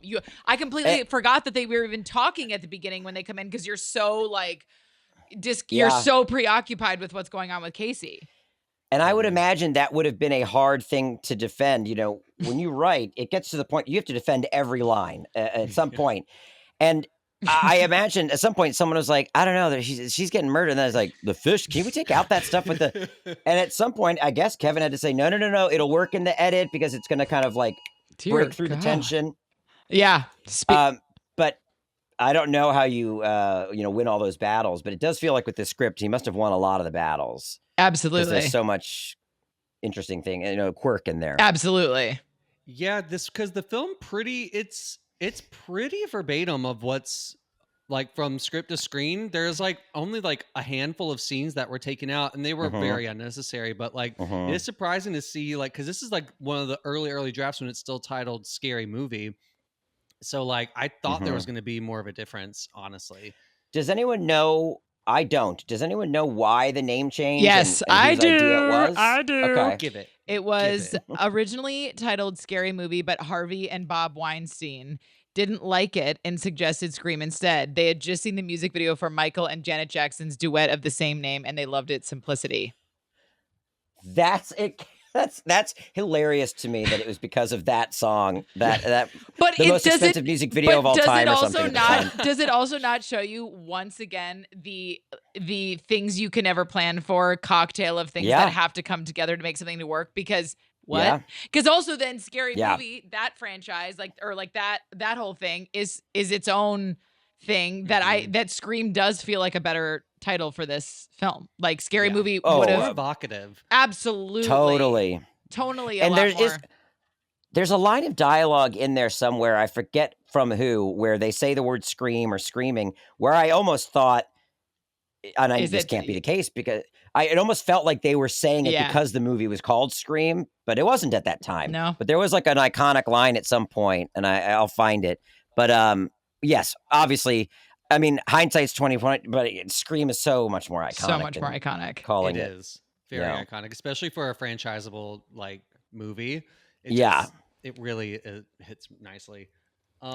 Page 18 and 19, we talked about this a little bit ago, but I wrote down Sydney and Billy's character descriptions because the character descriptions are quite well done. They're quite well done. The script. In Sydney, this is how Sydney is described. As Sydney Prescott, a young girl of 17, sits, her face glued to the computer monitor in front of her, close on her face, sharp and clever with deep, lonely eyes. She's comfortable in a plain flannel nightgown. She's just a simple girl. She's just a simple little girly who is both mourning and not mourning her mother. Maybe a cardigan. You know. And when Billy mourning, comes in, not mourning. When Billy comes in, that's what you wear to bed. I'm like, yeah, bitch, she's in high school, you weirdo. No, she's wearing a silk cami and a thong short. Like, what are you talking about, Billy? Also, in the script, when she flashes him, like in the the left script, breast. They wanted to we would have fully seen boobs. Yeah. She's 17. And but also the specificity of her left breast, I spiraled. I was like, what are you talking about? And in the sex scene later in the script, it was like rush in on breasts, and I was like, but then it says Billy, obscures her. But I was like, I think they were planning on nudity, and then he obscures. No, let's be very real. Yeah. For the listeners who have not read this script is a lot more salacious. It just is. It's a lot more what you would There's expect. a lot more wiener talk and way more wiener talk, and always referring to it as a wiener. Yeah, a lot of except wiener. for when she says you can pause it and see Tom Cruise's penis. Right? Otherwise, it's a wiener. They still keep like that the sexual undertone, like, for sure. That is still very much in the film, but it is diluted immensely from the script. The script definitely is a lot more heavy-handed, and it definitely read as though they imagined this was a film that would have nudity for sure. Like this you guys, this sex scene in the film is about as benign. I feel like I've seen like spicier things from strangers walking down a street. Like, it was so, and again, I know you weren't meant to, like, I don't think that was supposed to be like, oh, they were supposed to be having incredible sex. That wasn't even in the script. But that being said, the script definitely made it seem like that was going to be a moment that was more of a moment. Whereas the movie, it was like, when she says, or a Meg Ryan movie or a porno, and he's like, what? What? He literally turns into Scooby-Doo. He's like, oh, what? It's true. Yeah, it's true. But you're right. When I was reading the script, I was like, "Whoa, It's this a is horny little, yeah, it's a horny script. But in the movie, it's just nothing. Yeah. And, the script even describes their like post-coital Yes. state and every Whereas, Mhm. by the Yeah. way, Awkward in moment. the movie, Mhm. why is Billy on the floor and she's up on the bed? I literally was like, what just happened? And he's like, are you okay? And I was like, why are you sitting on the Right. floor? She's on the bed and you're asking if she's okay. I am terrified about what just happened between the two of Yeah, you. it's one of those instances where showing less made it worse because we don't know what happened. So now we're like, whoa. Whereas if they had just showed it, I'd be like, okay, so that's what now I know why he's on the floor. But instead, we fill in the gaps with something. Also, like, for the Crazy. sake of Sydney, not that I wanted her to have bad sex, but I wanted to just further the point that, like, Billy is an absolute and utter turd, that I really would have Yeah. loved that this whole time we're making such a meal out of the fact that she's being selfish because she won't have Yeah. sex with him. Despite the very direct trauma she has. And also, by the way, I don't know, maybe a little intuition because the same man who's trying to For sure. convince her to have sex raped and killed her mother. But, Yeah. whatever. But the fact that, like, I wish we could have seen him, like, suck, like, be so Yeah. bad, like, just be like, and it was done. Like, that would have been, like, Or- so delicious to me. Or she is finally consenting and he can't get it up. Oh, You know, gorgeous. like, that Even could be- better. That could be interesting because he's also got a lot going on. Yeah. Yeah. But it would have been interesting to do something with that. I guess they kind of eventually make the point that, like, well, Randy's the virgin in this scenario now or whatever. Right. But yeah, it didn't check any boxes No. that helped anything thematically. And then in the script, they did try and give Sydney a moment where she kind of gets, well, I mean, obviously she ends up killing Billy and getting the upper hand there. But then in the script, the last thing she says to him for dying, like, she shoots Stu being like, that's for my mother. And then she turns to Billy laying on the ground about to die and she says, and this is for having a tiny wiener. And then, like, Yeah. shoots him in the forehead. Like, And you're like, Yeah. babe, not the flex you you're thought like, was gonna babe, be. I can think of 25 other things that we should Yeah. call him out for, and the tiny wiener being the least suspicious. Right. Very funny. And it weirdly, to not that I can speak for Sydney and her trauma, but what you just said is like that weirdly undercuts Yes! the severity of Yes. what he's done. But the whole I don't know film undercuts it. That's why it's like, Yeah. I guess it's in line with it, because I will say in the film, wait, I have to find it because I don't remember if the dialogue was the exact same, but where, wait. Okay. Do you think, I agree wholeheartedly. Two things. When I'm told, as I'm working on a horror script, if I'm told to make it more like Scream, a lot of times what they mean is we Shittier want a friends. central shittier friends. A lot of times what they mean is we want a central character whose friend group is getting picked off because they want to care Okay. about the victims need to have a relationship to our lead. Yeah. So when Scream was brought up, I said exactly this in a creative meeting the other month. I was like, so wait, who are we care about Tatum? They're practically frenemies. It's clear that Tatum, I even think, like, were they trying to make us think Tatum could be the killer because she's so kind of not abuses Sydney, but is very like not callous. sensitive. She's callous.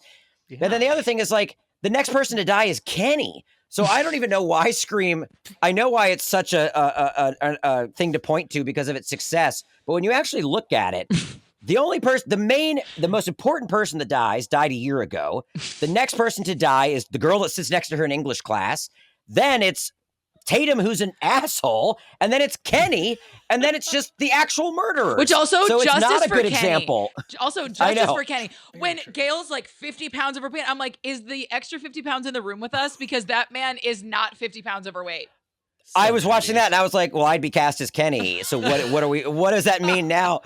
But so it's I loved weirdly not a Kenny. great example. No. I did too. It's not a great example of a friend group getting picked off. When you really look at it, Well, there's a and- lot of other things going on. Agreed. And you know what, Andrew? It's like the other thing is too, I think you're giving them too much credit, but now I wish they would have done it with Tatum. They could have very Right. easily have made it Tatum someone that you're going, ooh, is it A red her? herring. I don't think that was it at all. I just think that they wrote Yeah. her as not as like a pretend good friend. Like Yeah. but that to me, I'm actually like frustrated now because I'm like, that is a missed opportunity. It would have been more interesting, and they could have done it very, very subtly and easily to give you a couple moments. A little turn of the knob, yeah. But instead, she's just a shit friend. Like when she's like, okay, from here on out, like when you pee, I pee. And then like 5 seconds later, they're at the house party and she's like, I'm going to go in the other room and get beers. And then and you're like, when you pee, I pee. What?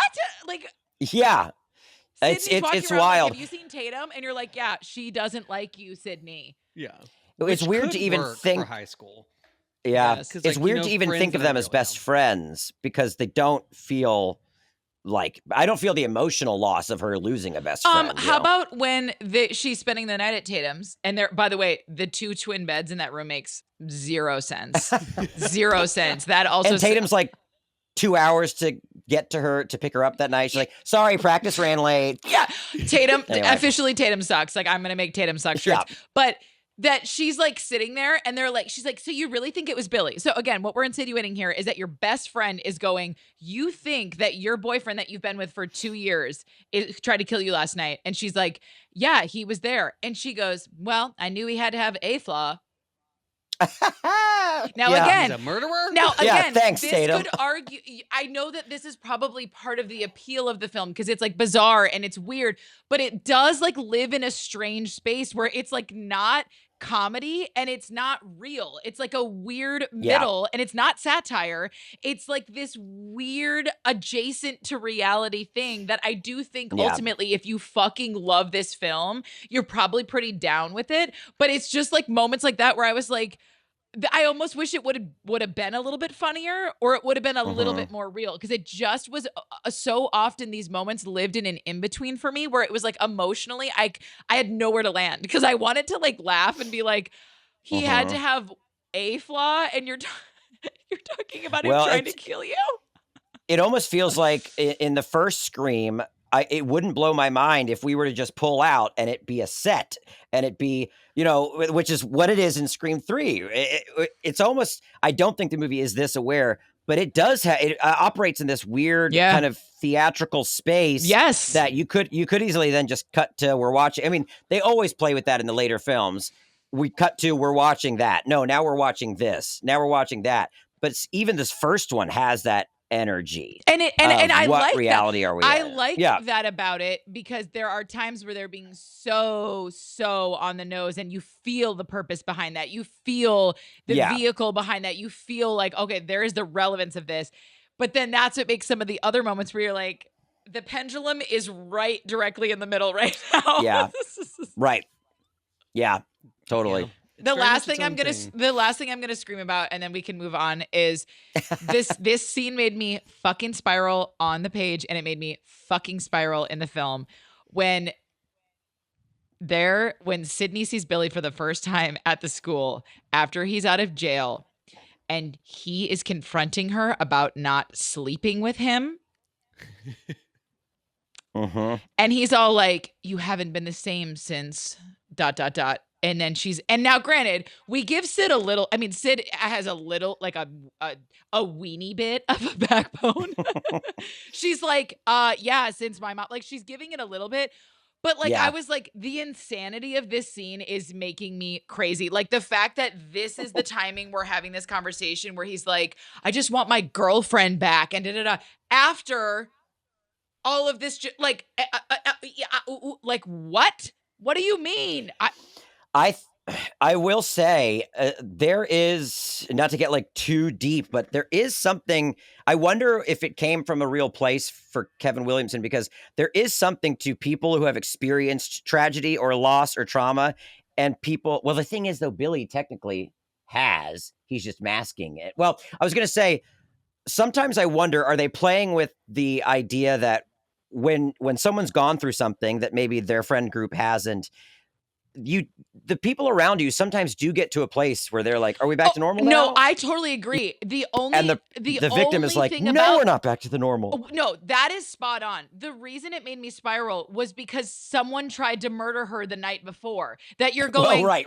That it's like, That's ignore true. the mom. Like, ignore the mom thing completely. Right. You're like, and also it was him, by the way, which makes it even more insane. But it's you're like the ultimate gaslighting the moment. absolute gaslighting moment. Like, ladies and gentlemen, we throw that term around, but Scream is literally gaslighting 101. But I'm like, truly. can you the fact that we're supposed to be living in a space where her boyfriend, who's out of jail, is choosing right now, the first time he sees her after someone tried to kill her, he's just gonna be like, I don't know, man, like kind of a buzzkill that we can't fuck. Like, it's crazy. But I agree with you that absolutely the commentary of like your friends move on way quicker than you do from like a real, for sure. But it was, and that I would have been fine with, but it was the fact that the night previous, and then this poor girl goes to the bathroom and someone tries to fucking kill her again. Like, it's like she can't, and everyone's just kind of like, oh, that sucks, Sid. Anyway, at this house party, do this for me, bitch. And you're like, what? Yeah. I know there was no one that was truly at Sydney's side. I mean, I guess what's nice is over the course of the franchise, and I know we're not there yet, but there's the moment in the script that made me realize he had a plan was, it says, and I don't know, correct me if I'm wrong, that this moment doesn't really feel like it's in the movie. Sydney sits up as Gail moves toward her, helping her. Their eyes meet, a life truce. And this is like page 117, so I'm jumping way ahead. But reading that, I was like, oh, so he knows now that like it's Sydney and Gail forever, which I thought was cool that he had that insight, because that is what it became whenever we do get Sydney and Gail at the same time. I guess Gail and Sydney become the real best friends that Tatum and her were not. But in this one, she doesn't have that, true like compatriot. Yeah. No, even Tatum's mom is like, oh, honey, there's someone on the phone for you. Is it my dad? Yeah. No. And you're like, and then you just like hand it to her and it's like the murderer. And then you're just like, I'm like, no one is looking out for you, sweet girl. I can't. Yes. Yeah. Anyway. Yeah, you're just along for the ride. Girl. Scream's more of a vibe. it's a general vibe. don't pull the strings. I know. I'm sorry. I'm gonna stop pulling. Oh no! Pull those strings. My next page note was just the character descriptions on page 26. It's exterior school courtyard. So good. It's students. It's so good. Students sit at an outdoor table eating lunch. Crowded at one table is the gang. This consists of Sydney and Billy and Tatum. Next to Tatum sits her boyfriend Stuart with his arm draped across her back. He's a Billy wannabe, almost the jock, almost handsome, almost cool. He tries way too hard. Across the table is the fifth wheel, Randy, a tall and gangly kid with no such Billy-like aspirations, a witty jokester who elevates geek to coolness. Girl. When I read those, I could see like Jamie Kennedy reading that description and as an actor being like, that's fucking me, man. That's me. You know, the way actors get when they're like, I was meant for this role. Literally. And I know we've already talked about the fact that Lillard wasn't even aware of, I guess, the project, but Lillard too. I'm sure when he read that, he was like, "Oh man, I can do that. I can do that to a T. It's them to a T. Yeah. It's kind of spooky. It is. I have a question for both of you. Something that I struggle with is, I have a pretty hard rule, as I think most screenwriters would, that you can't just say what's going on in somebody's head. You know, it has to be in their dialogue or in their action. You can't just say she looks at this thing. She's so scared. It makes her think about the time when she, that's a hard no, right? But when it comes to character description, sometimes it's so fulfilling.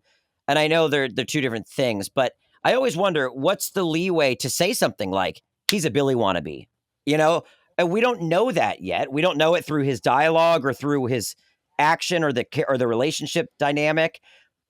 But that being on the page does inform how I then perceive the character. It also, I'm sure, informed the actor. And so it's just such a balance of, you've got to be able to say enough, because not everything can just be organically shown through action and dialogue. But I just wondered where you fall on that. I mean, these do feel like the perfect mix of giving us just enough to then get us kind of off to the races, But sometimes I wonder if it's a little bit of a cheat to say, here's what he's like this, trust me, and then just, move on. Do you have an opinion on that? Yeah, we've talked about this in previous episodes, actually, where because there are certain scripts like first season we did As Above, So Below. And there's character descriptions in that where they go on and on about who this person, like the one in particular, like he would be this if he was in the French Revolution, and like this kind of person he'd be. And none of that is anything that you can see.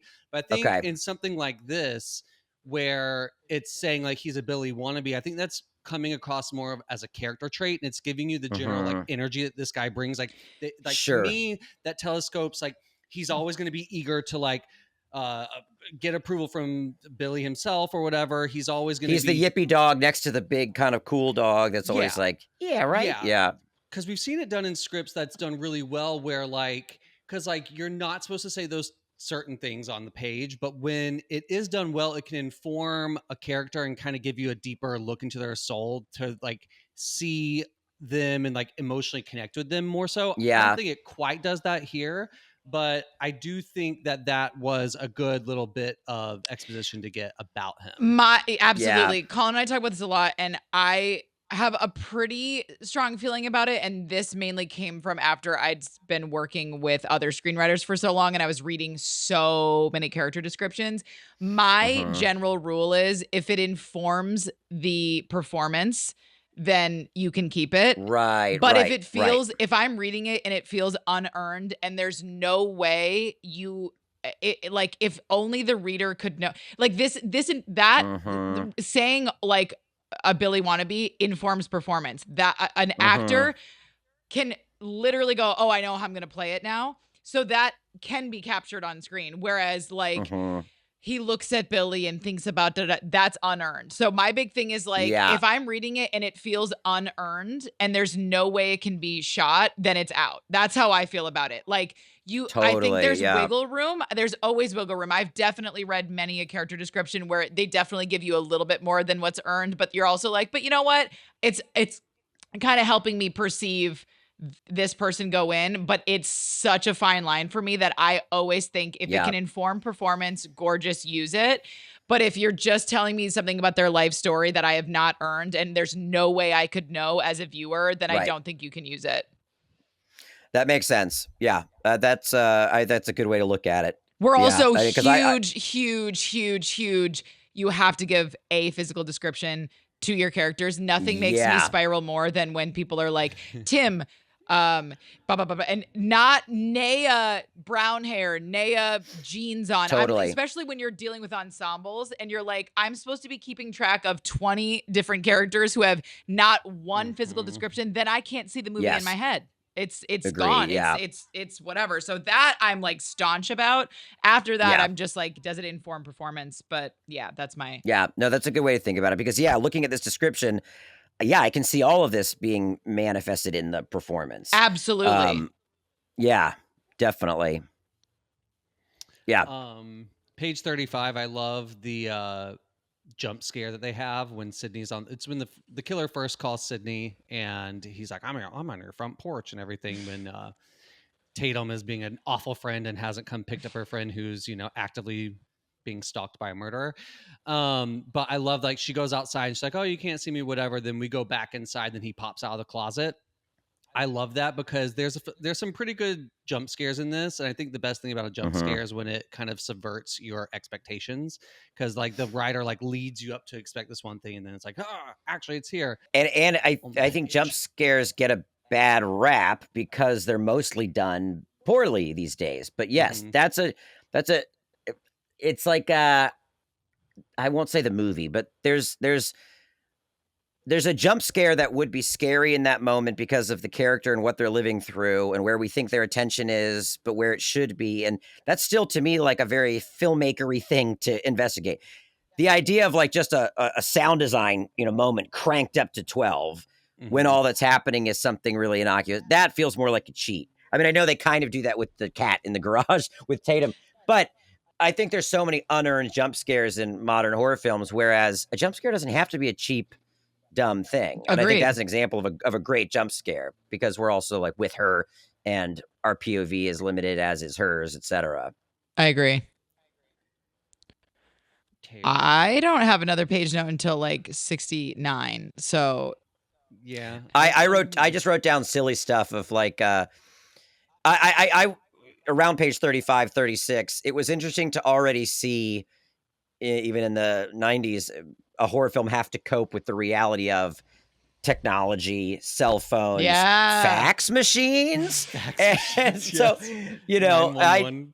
I just highlighted the fax modem scene where it's almost like you wish the movie didn't have to have Yeah. something like that. But I guess it you know, the tech was kind of coming in at that point. So sure, why wouldn't she try to get a fax off real her quick? little It just made me hidden laugh. camera is fun because it's like now it'd be a GoPro, Yeah. it'd be so easy, but it was fun to see the way they kind of, you know, they make it work and that there's a delay. You wouldn't Yeah. be able to get away with that now. It would be like, no, there's not a fucking, I mean, well, that being said, tech still sucks, hence many different things. That's true. But that being said, it would be a little, it would take you out a little bit. It would feel more of like a plot weakness. Whereas like in this film, it Yes. was, you didn't for a second guess that there would be a 30-second delay.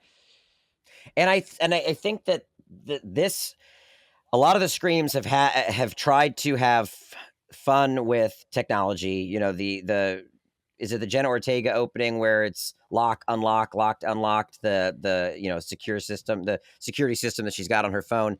None of them, even just the 30-second delay, is a more fun game than that stuff in the more modern films. I don't know if it's Williamson or Craven, but one of them really understood how to make that fun. Yeah. When they did have to involve tech as a obstacle or as a misdirect, it's really fun. Whereas sometimes it feels like the ideas are reversed. They haven't thought of how to make it fun, but it has to be in the movie because we've got smartphones now. That's a And I'm really like, good well, point. Well, this maybe like don't have the smartphone. Yeah. Yeah, in the tech in this directly heightens the suspense because Yeah. you see them in there and like they realize like Ghostface is behind that guy on the couch and he's coming up with them with a 30-second delay. Like they see the door opening, and so you as the audience knows, like they saw Ghostface there, but you don't know where he is now. And it's like it kind of like puts you on edge. And like I think when you're using technology like that, it has to be directly pushing it forward or adding a new obstacle or solution that you didn't see before, where I think sometimes it's so often just kind of thrown in there. But we saw the same kind of thing, but done not as effectively with, to bring it back to this again, Carly, Jaws. Like, oh yeah, in the Jaws script. I thought you were going to say Sixth Sense. Oh no, we've talked about the Jaws script a couple of different times because it's just, it's a tough one. He sets up the technology on the boat way too much in a way that it doesn't, like he's telling us technical terms on a boat that should be used later on to show us like, oh, well, that can go wrong. It's like heightening the tension here. But yeah, no, it was a really good little addition. I thought the 30-second delay, it's fun. We'll be going back to Jaws for forever because Jaws is just that weird example of a script where we did not expect to be like weirded out by the fact that so much of that script is like treating you like you're an expert fisher and you're like, Interesting. I've never read the script. Oh, it's not great. It's not great. But honestly, like it doesn't mean it shouldn't be read though, because there is something that is one of the biggest contrasts I think we've done between a script and a film, in the sense that like what Steven Spielberg did with that script, it will make you appreciate the movie so much more, because what he pulled from like the thick, dense web of that script is incredible, to say the least. Wow. That's become a reference point for us when it's like when there's scripts that like assume you know too much of something. Like then the flip side is Black Swan was a script that, while there were flaws there, that script never assumed you understood professional dancers and ballet. They allowed you to like, you were learning as you went in a way that worked. They never were like, oh yeah, you know the world of ballet anyway. You know what I mean? Whereas Jaws was like, you know the world of being a fisherman. And you're like, I don't actually. Teach me. But that's interesting. And I wonder, I know this is a different podcast or different episode, but I do wonder, obviously it's Spielberg, but I also wonder how much you can't take the Spielberg out of it, but how much the circumstance forced him to simplify and streamline And ultimately, but that's still him making sure the right decisions are made, because you can solve a problem the wrong way and you can make the bad decision. But he was so good at, I just watched the 50th anniversary documentary or whatever, at seeing the problems but solving them in a way that kept the thing good. He And a lot of streamlined times, it. Yeah, he found the heart of it. Yeah, The script kind of lacked heart, whereas like Steven Yeah. Spielberg, what he's best at is like he really found kind of what we're talking about lacks in this film a little bit, but also would be harder to pull off, and it would make the genre slightly, or at least the film, the tone slightly different. But like he gives you the emotional in that you need for that movie to be impactful that is not in the script. It's just not like. It's just not. And so, yeah, Steven Spielberg, the man that you are. Steve. You got a real future, kid. Real future. Page 63, there's a line of dialogue from Gail that I thought was really great, because it's a line of dialogue that reinforces the kind of person that she is, and just kind of shows you like where her orbit in this world is and kind of what her motivations are even more. It's when she's talking to Dewey and she's like, "Oh, I'm here." And she's like, the line of dialogue says, she goes, "I know I should be in New York covering the Sharon Stone stalker, but who knew? Please call me Gail. You look awfully young to be a police officer." But like this idea that she's so flippant about what's going on, and this is truly a means to an end of her stardom here, where she's like, "Yeah, I should be, covering the Sharon Stone stalker." Like, you don't even take that seriously. But it's just, I love little moments like that. There's not a whole lot of them in this, but I thought that was a really nice moment with Gail, where Gail feels like a character on the page that's way more dialed in than a lot of the other characters.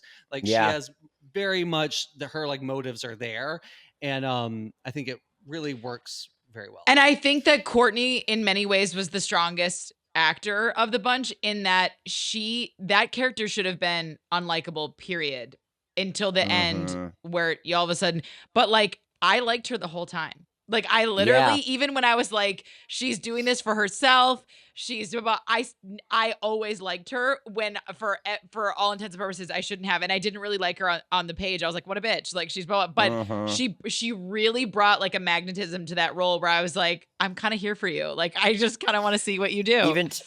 Even to where when Sydney punches her, I'm like, whoa, come on. Yeah, I was defensive of Gail. I had something right before 63, which is a question for the group. Do you feel like, obviously it's really overt that they maybe want us to think it's the principal, because he says, "What I should do is gut your insides," or whatever to those kids. I don't even know if upon first watching Scream, I ever thought it was going to be the principal. Right. Same. Do you think it's meant to be a red? Do they think we would be convinced of that? Is that part of casting Henry Winkler? Is it part? Because the problem with a lot of the modern Scream movies are, spoiler alert, but when Dermot Mulroney is just like the random cop dad, I'm like, well, he's Ghostface. Why the fuck is Dermot Mulroney here?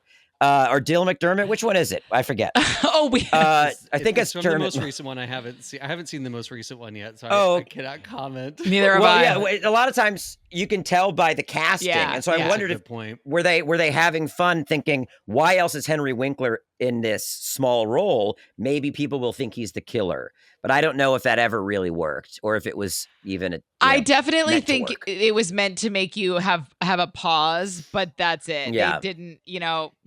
Especially the dialogue. It's a bit heavy-handed in that moment, because he has the scissors. He's kind of threatening them. He even kind of pokes one kid in the chest with the scissors. It's very weird. Like, it's weird. They're wanting to think, oh, could he be the killer? But it's kind of almost in a lazy way, where we didn't really need that. Right.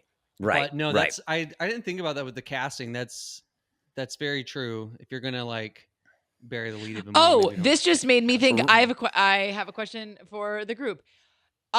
Are we meant to take that Casey is killed because she broke up with Stu?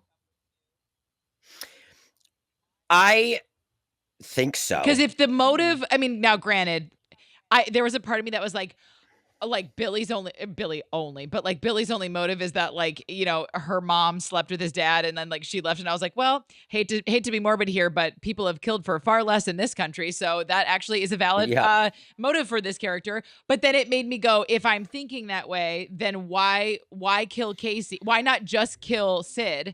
It felt like they do you know what I'm saying? Because like that's an odd one too. Like, why wouldn't they just kill Sydney? Why did they kill Casey first? And part of me was like, was it because they're psychos, like they're absolute psychos, but that it's because they have the little dialogue where he's like, oh well, she broke up with Stuart for so and so, and then she's like, I thought you broke up with her for me, and he's like, I did, and it's like that felt like, is that a smart way of being like, yeah, he's pissed that she broke up with him, so he's gonna kill her? It's really difficult to. It's to have. Sorry, I'm trying to, because this also it hits something in my script that I keep referencing that I've been told to make more like Scream. It's so difficult to make Sydney be the target and to feel under threat the entire time, and yet we know she will never die, and it's such a hard thing to do to make, but yet that's what horror does over and over again, is give you the final girl, but yet we go into each entry and we're like, whoa, Sydney, I hope you get, it's like, Sydney will be fine.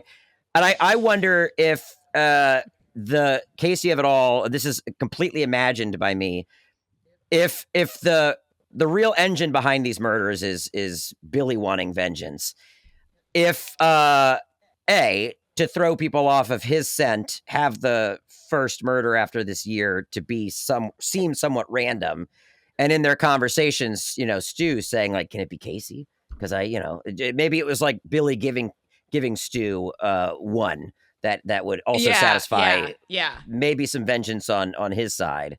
But again, that's all just fan fiction.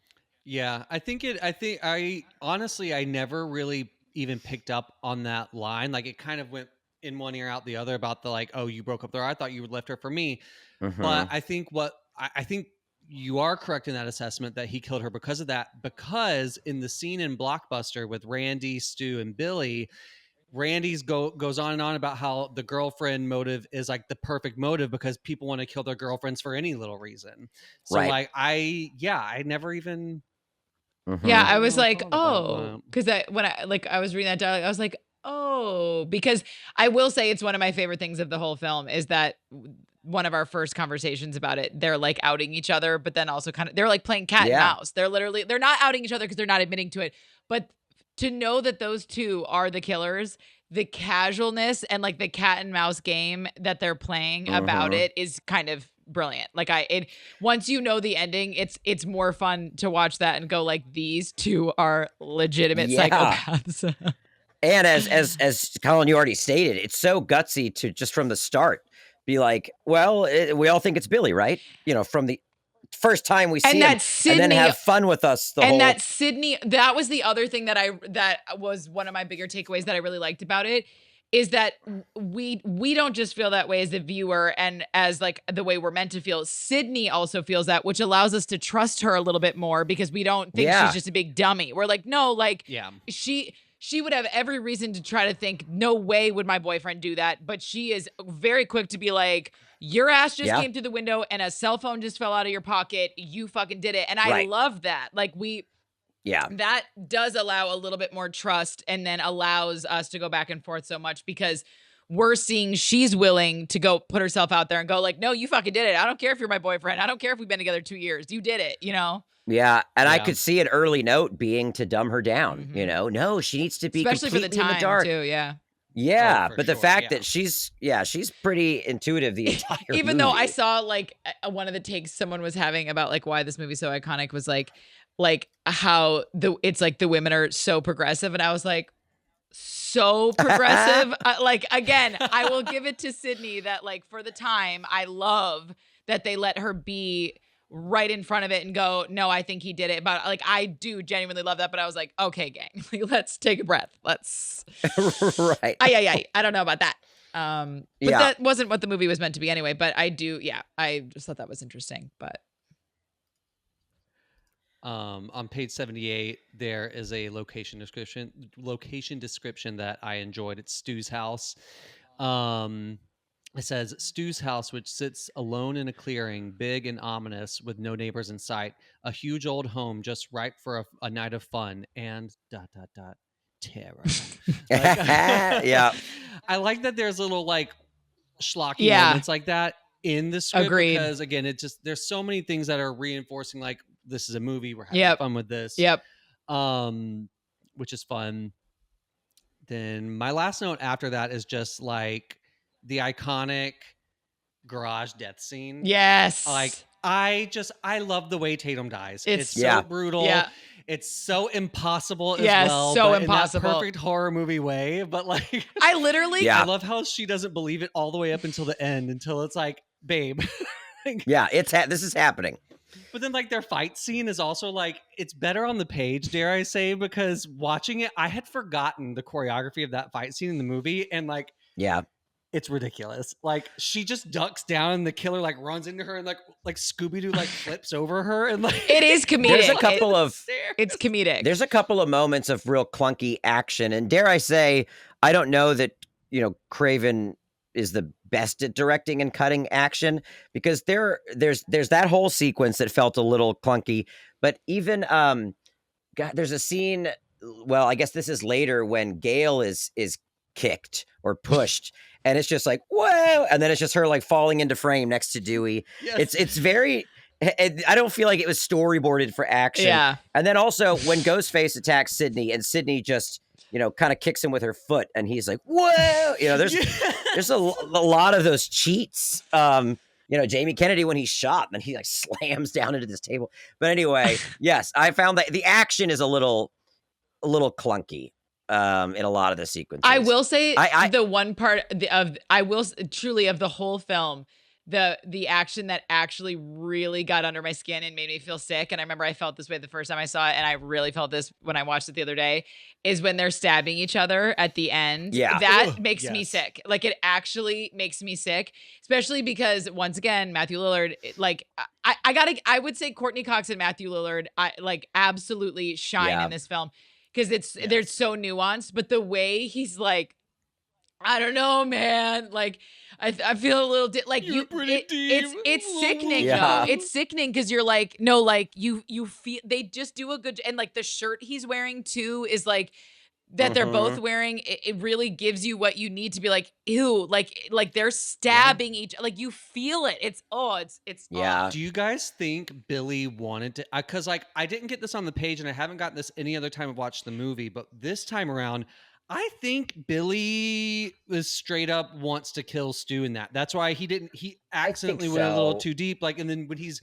like, give me the knife. And you can see Stu's a little bit like, where, like, what, like, why do you want the knife? He's like, give it to me. And he starts stabbing him more. Yep.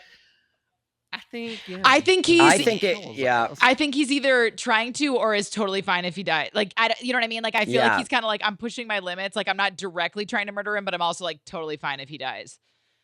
Yeah. I also felt on the page, this is where we got into certain things being shifted around in the edit, or maybe rewritten before shooting. But I mean, they bring the dad out earlier on the page in the script than they do in the film. Oh yeah. And I was like, that's a good decision, because you don't want the dad just on the floor through that whole thing. And also the stabbing is a shorter exchange, but then you could tell whether this was found on the day as they blocked it, that it needed to be drawn out, and they needed to really live in that. And then I think that's why it becomes so iconic. More brutal. And I could see an actor like Lillard, because there's like 5 or 6 lines that aren't in the script during that. And I'm like, oh, they really let that breathe. And that was smart, because it now is such an iconic scene. Yeah. Real quick, before I forget, it on 70 or 69. So this scene, Billy and Stu actually meet up, and Billy says, how did you do? Stu says, piece of cake, she'll be there. Basically, they're trying to convince Sydney to come to this party, that they know it might be hard to do everything that's going on. And Billy says, thanks, buttwort. You did good. And Stu says, so you're going to try to make up with Sid? Yada, yada, yada. But so this scene is showing us that they're the killers. Or are we meant to read that and go, oh, they just really want Sydney there so that he can hook up with her? Yeah. But I was like, oh, or maybe it was shot and taken out because it felt like, oh, they're the killers. I don't know. It gives it away a little bit too much. When I read that, the way I interpreted it was like, it's like one of those double entendre scenes where it's like, where like on the surface, we're supposed to think that they're talking about like, oh, it's a piece of cake to get her go there, man, because I got your back. Like, you're going to get back with your girl, blah, blah, blah. But like, when you know the twist, it's very obvious. And then he's like, "You ready for a night of hard partying?" He's like, "Hell yeah!" And it's like, yeah. I will say yeah. my first pass as a woman, I'm like, oh, he's just trying to help him fuck her. Like that, like I hate to say that, but like that was, Yeah. but Colin, you're absolutely right. It's like once you know the twist, you go back and you're like, it feels a little. well, it's when you know the twist, it's pretty on the It's nose. pretty on the Because nose. like that, and then there's moments like that in the movie as well. Like in the movie when Tatum and Stu and Sydney are walking out of the school and they're talking about even having the house party at first, and then they convince her, and then you stay when Tatum and Sydney walk away, and you stay with Stu for a second, and he kind of is like, and you just think like every other time I've watched the film, it's just like he's excited for the thing, but then like when you really clue into it, it's like, oh yeah, he's excited because like, their plan 100% work because he got her there, blah blah blah. Right, and there's another moment, another brilliant kind of characterization with Matthew Lillard at the party, and it's when Sydney is going to walk out the front door, and then there's a jump scare with Billy showing up like, hey, he's here, and he's at the door unexpectedly, and Stu says, oh yeah, you guys can talk up in my parents' room and do like whatever. In that moment, Matthew Lillard chose to like cup two hands and kind of go like kind of shove his hands downward as if you're stabbing someone. And then right after that, Billy looks at him and goes, subtlety, Stu, look it up in a dictionary. You're and like I thought that was genius, like these little tiny moments that you couldn't put that on a page. It would almost be too cheesy to write that in. These are these moments that an actor can like bring to your character that like we always talk about. You can never plan for these things, but like I love that because I'd never noticed that. But I'm like, ooh, I love that they kind of breadcrumb these moments in there, without even hitting it over the head. But on that note, just to give Arquette his flowers, David Arquette, I'm sure you both know, but we know from reading the script that he's described very differently. Dewey's described very differently. And one thing I'll say is that I think is also lacking in the modern Scream scripts that we've already kind of touched on, but Dewey is a good character to like expound upon it, is this script gives actors some real specifics to kind of build other moments off of. They're not starting with nothing. And I feel like a lot of the modern scripts are starting with nothing. There's not even a room for Jenna Ortega to say, oh, I like this quirk. What if I brought this to the surface? Or, oh, this character has this nervous tick. There's not even, not that actors can't just start from scratch and do it on their own, but I don't think they should have to. I think the script should be offering up things for the actor to then, either expand or shrink. And Arquette, I thought, was so insightful to, I don't remember the story, but it's either that he was being seen for Randy or seen for someone, or not seen at all. But then he wanted to be Dewey, even though it was written to be, I think, like a bigger kind of lumbering guy. The scene where he's talking to his chief and he's licking an ice cream cone. I was looking in the script to see if that was in there. I don't think it is. I don't think it is. That's such a great actor decision. Because, he's meant to be, and it really informs Dewey's character throughout the whole franchise of he's meant to be this you're so right. The fact that we haven't mentioned Dewey yet is kind of crazy. He does. I love that moment. It's so ridiculous. And the details Kevin gives him of like, well, Deputy Dewey, when, and, Dwight, but nobody calls me that. Mama, he gives it the character so much, and Arquette like picks all of it up and just goes even further with it. I mean, they all do, like you said, Lillard does too. But that ice cream scene, I was like, that's the character, and now. It offsets like the sheriff, because he's like smoking that cigarette. And he's like, I thought you were done, and it adds this very weird like. Yeah, he's like, where have you been? Well, he's been getting ice cream. He's been getting ice cream. That just shows you how he doesn't take it seriously. And like, you don't have to say anything about it. It's just this little visual component. And you can see he has this little micro moment where he kind of looks at the ice cream and he's like, but then he continues eating it. And and I would love to, I always see David Arquette at horror conventions. I have friends that have worked with him. I've never worked with him, so I don't feel like I could ever just go up and have a conversation. But I'm tempted to because it feels like the type of thing that he came to Wes with. And what I think is great is when you could say, well, we'll do one take like that. But if you know it's the right decision, you should do all takes like that because then you're not going to be limited in the edit to just have that one to pull from. And also, I don't remember the blocking, but, When you're over his shoulder, do we still kind of see the ice cream cone? So then the cops' takes are going to be limited to the one ice cream take.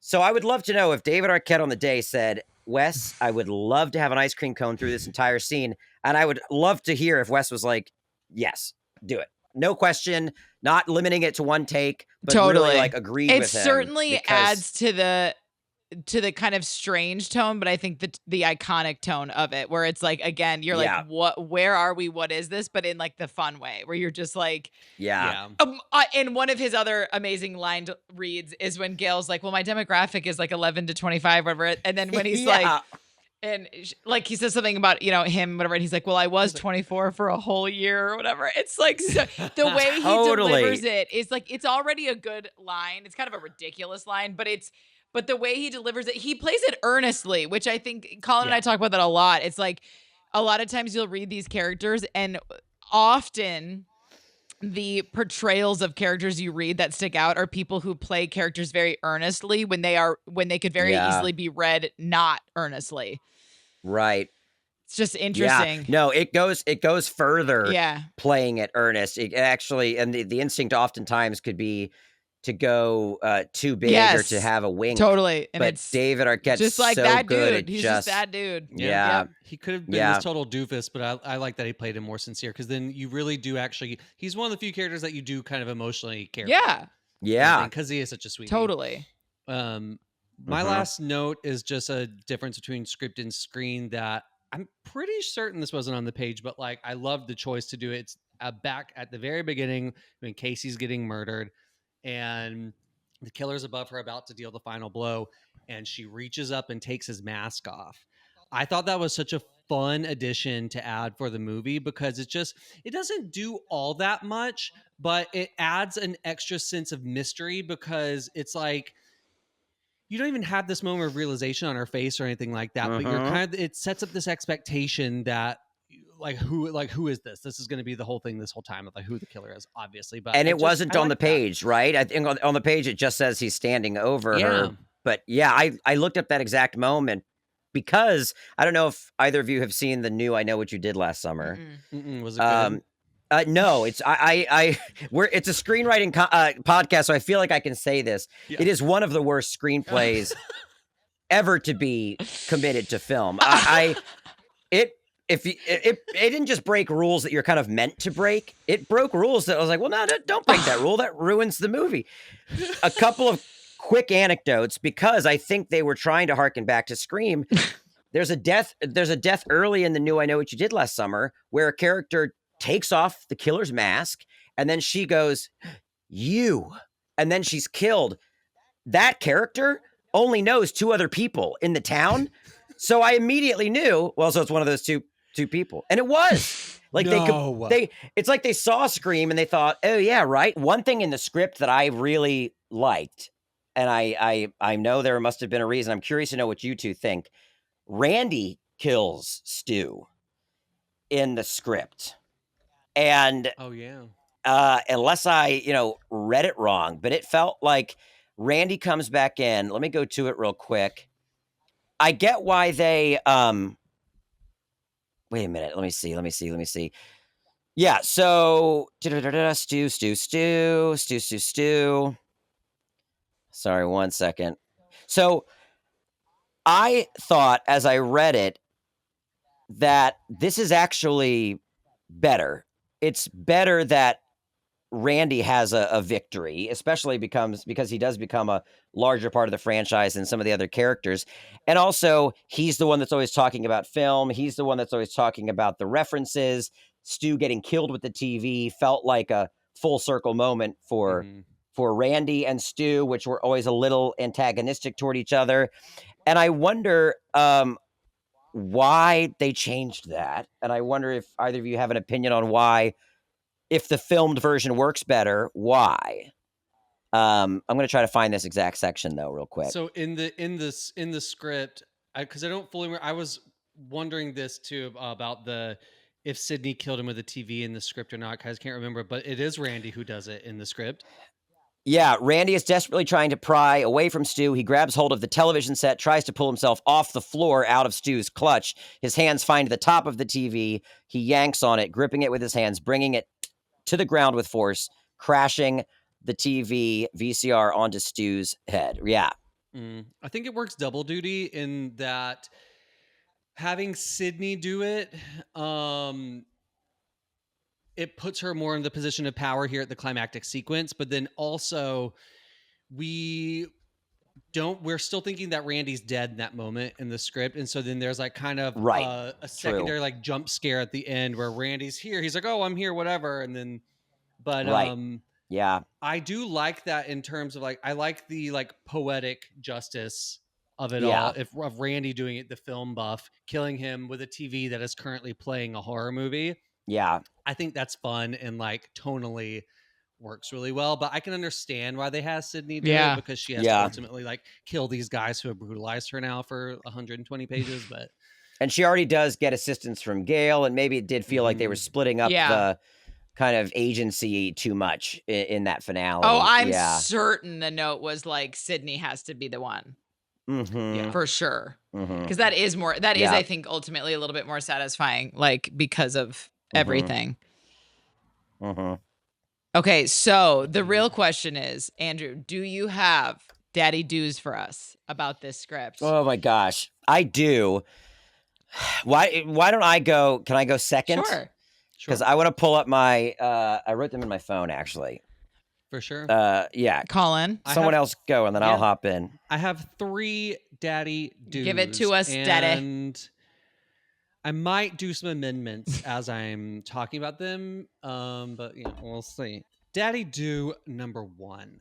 Daddy do utilize formatting as an extension of the genre. I love how the writer utilized formatting to hone exposition, delivery, and the action. The writer guides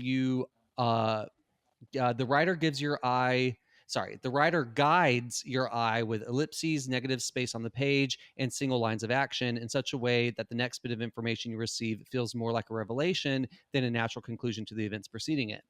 This engages your imagination more effectively and adds a sort of flow to the read that keeps the pace moving. For a great example of this, read the opening sequence, pages 1 through 18. I do think that Daddy Do pretty much is mostly applicable to that opening sequence, as we talked about before, because later as you get into the script, he still uses ellipses and he'll still indicate characters in like the single line. The most effective portion of that I saw, which is in a different context because it gives a more comedic tone to the script, is at the very end climactic scene when everything seems lost. It seems like the killers actually have the upper hand, but then we pull back and we see Gale Weathers there with a gun.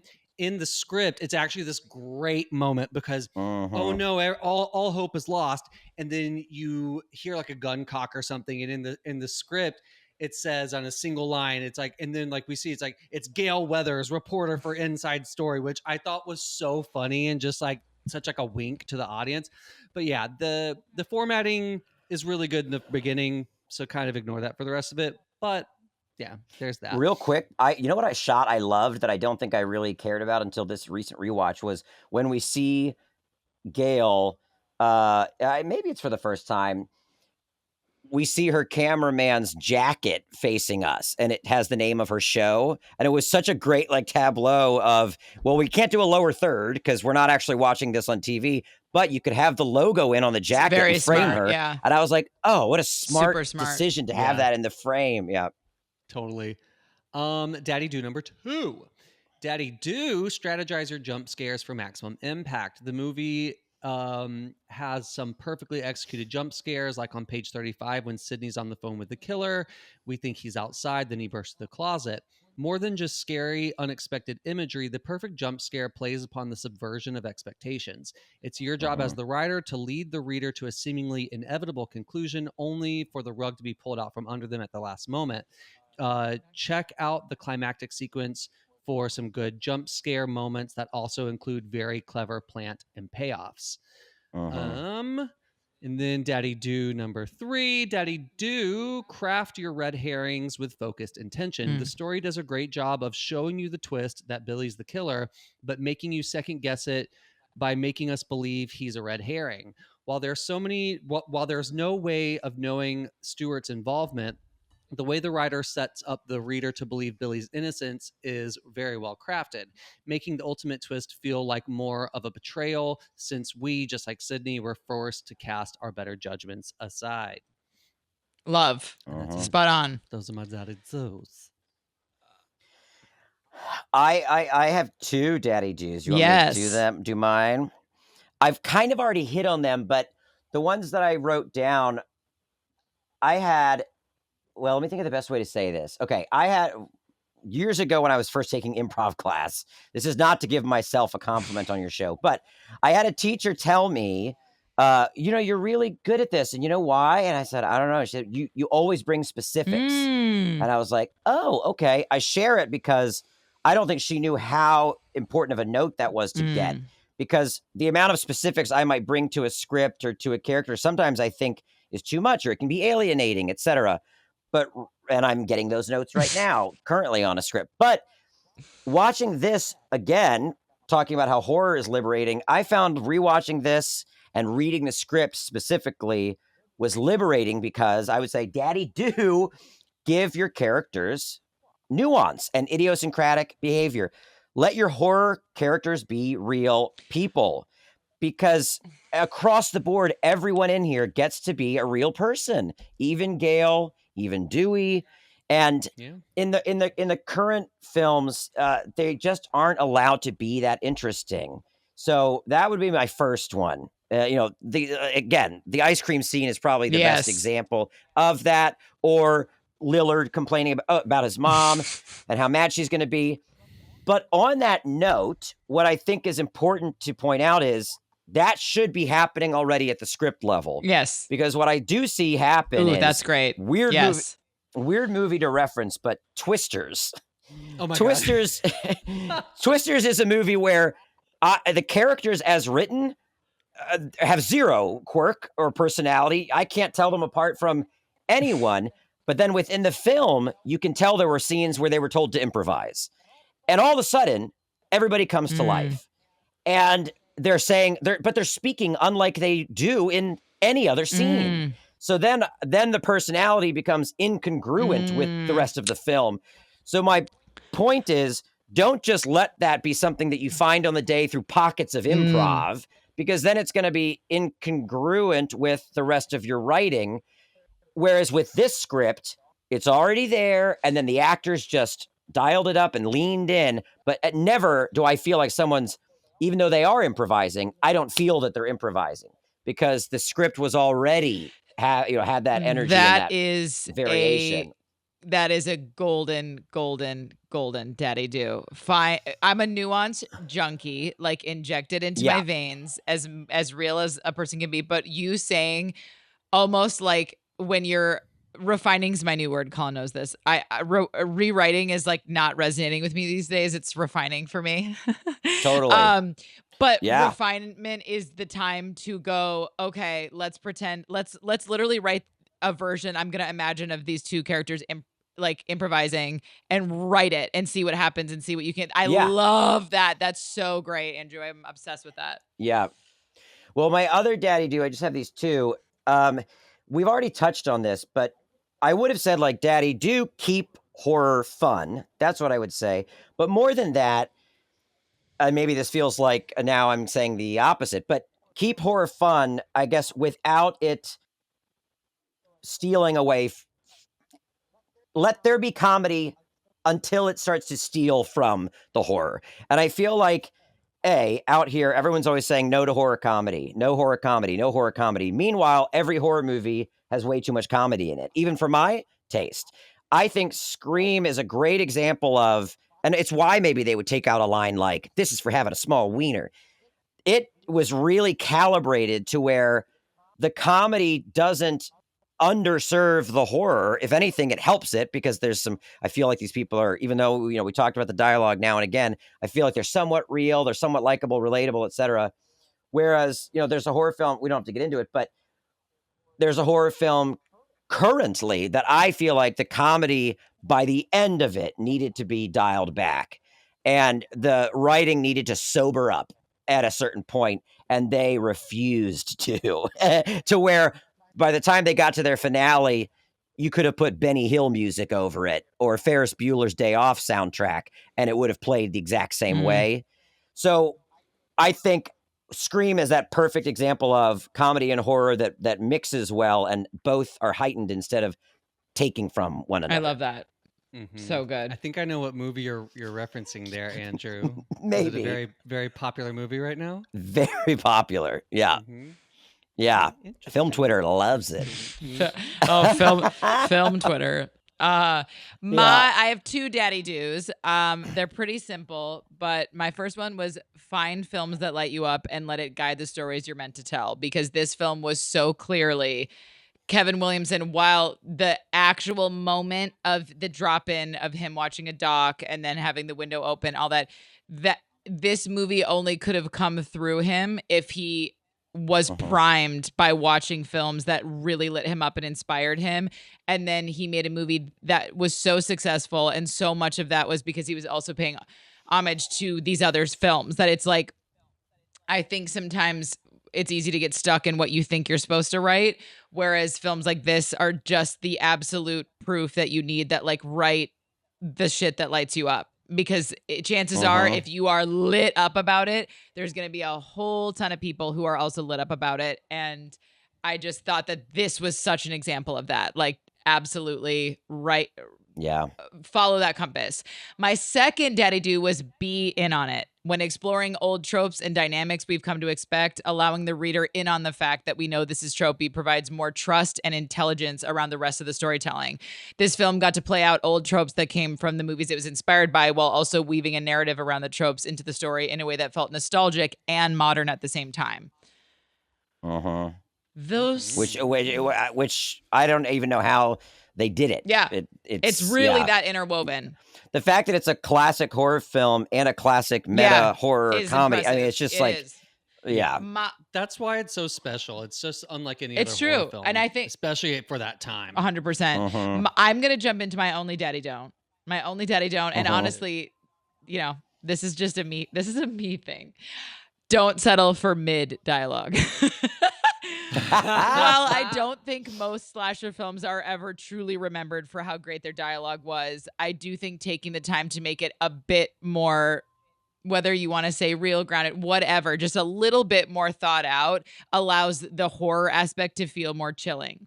The more we can believe even tiny, small details, as to, like you were saying, Andrew, with nuance, the more the scary stuff really does hit, making us feel like this could actually happen to us too.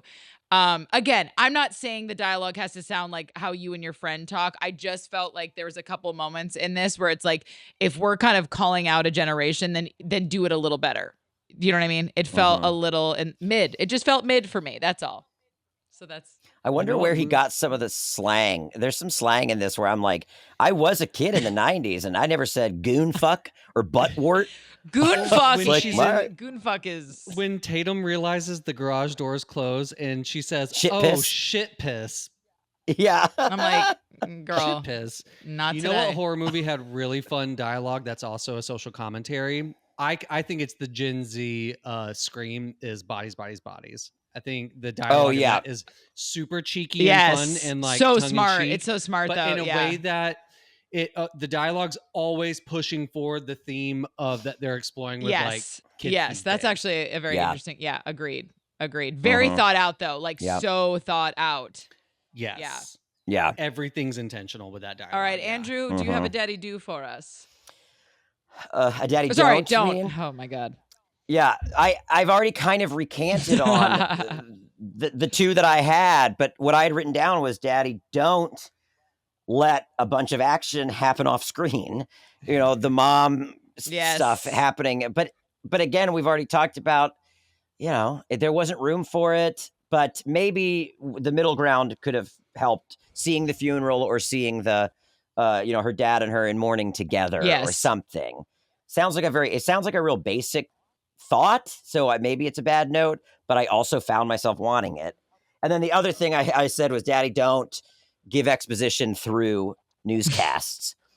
But this film kind of did it well. But again, this film did it well. And I will say, in the script that I've been working on, I attempted to have all my exposition be very organic and earned, and through either long conversations or even a seance that brings about a flashback that we live through and all this stuff. And you know what? The notes that I've gotten to make this thing tighter and tighter and tighter, guess what now happens is somebody, is handed a page of an old journal and they're like, oh, I know what this curse is and I know how we can stop it. Let's go.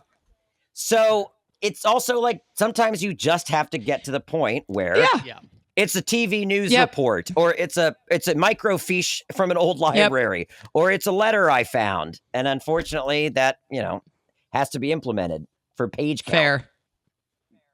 Yeah.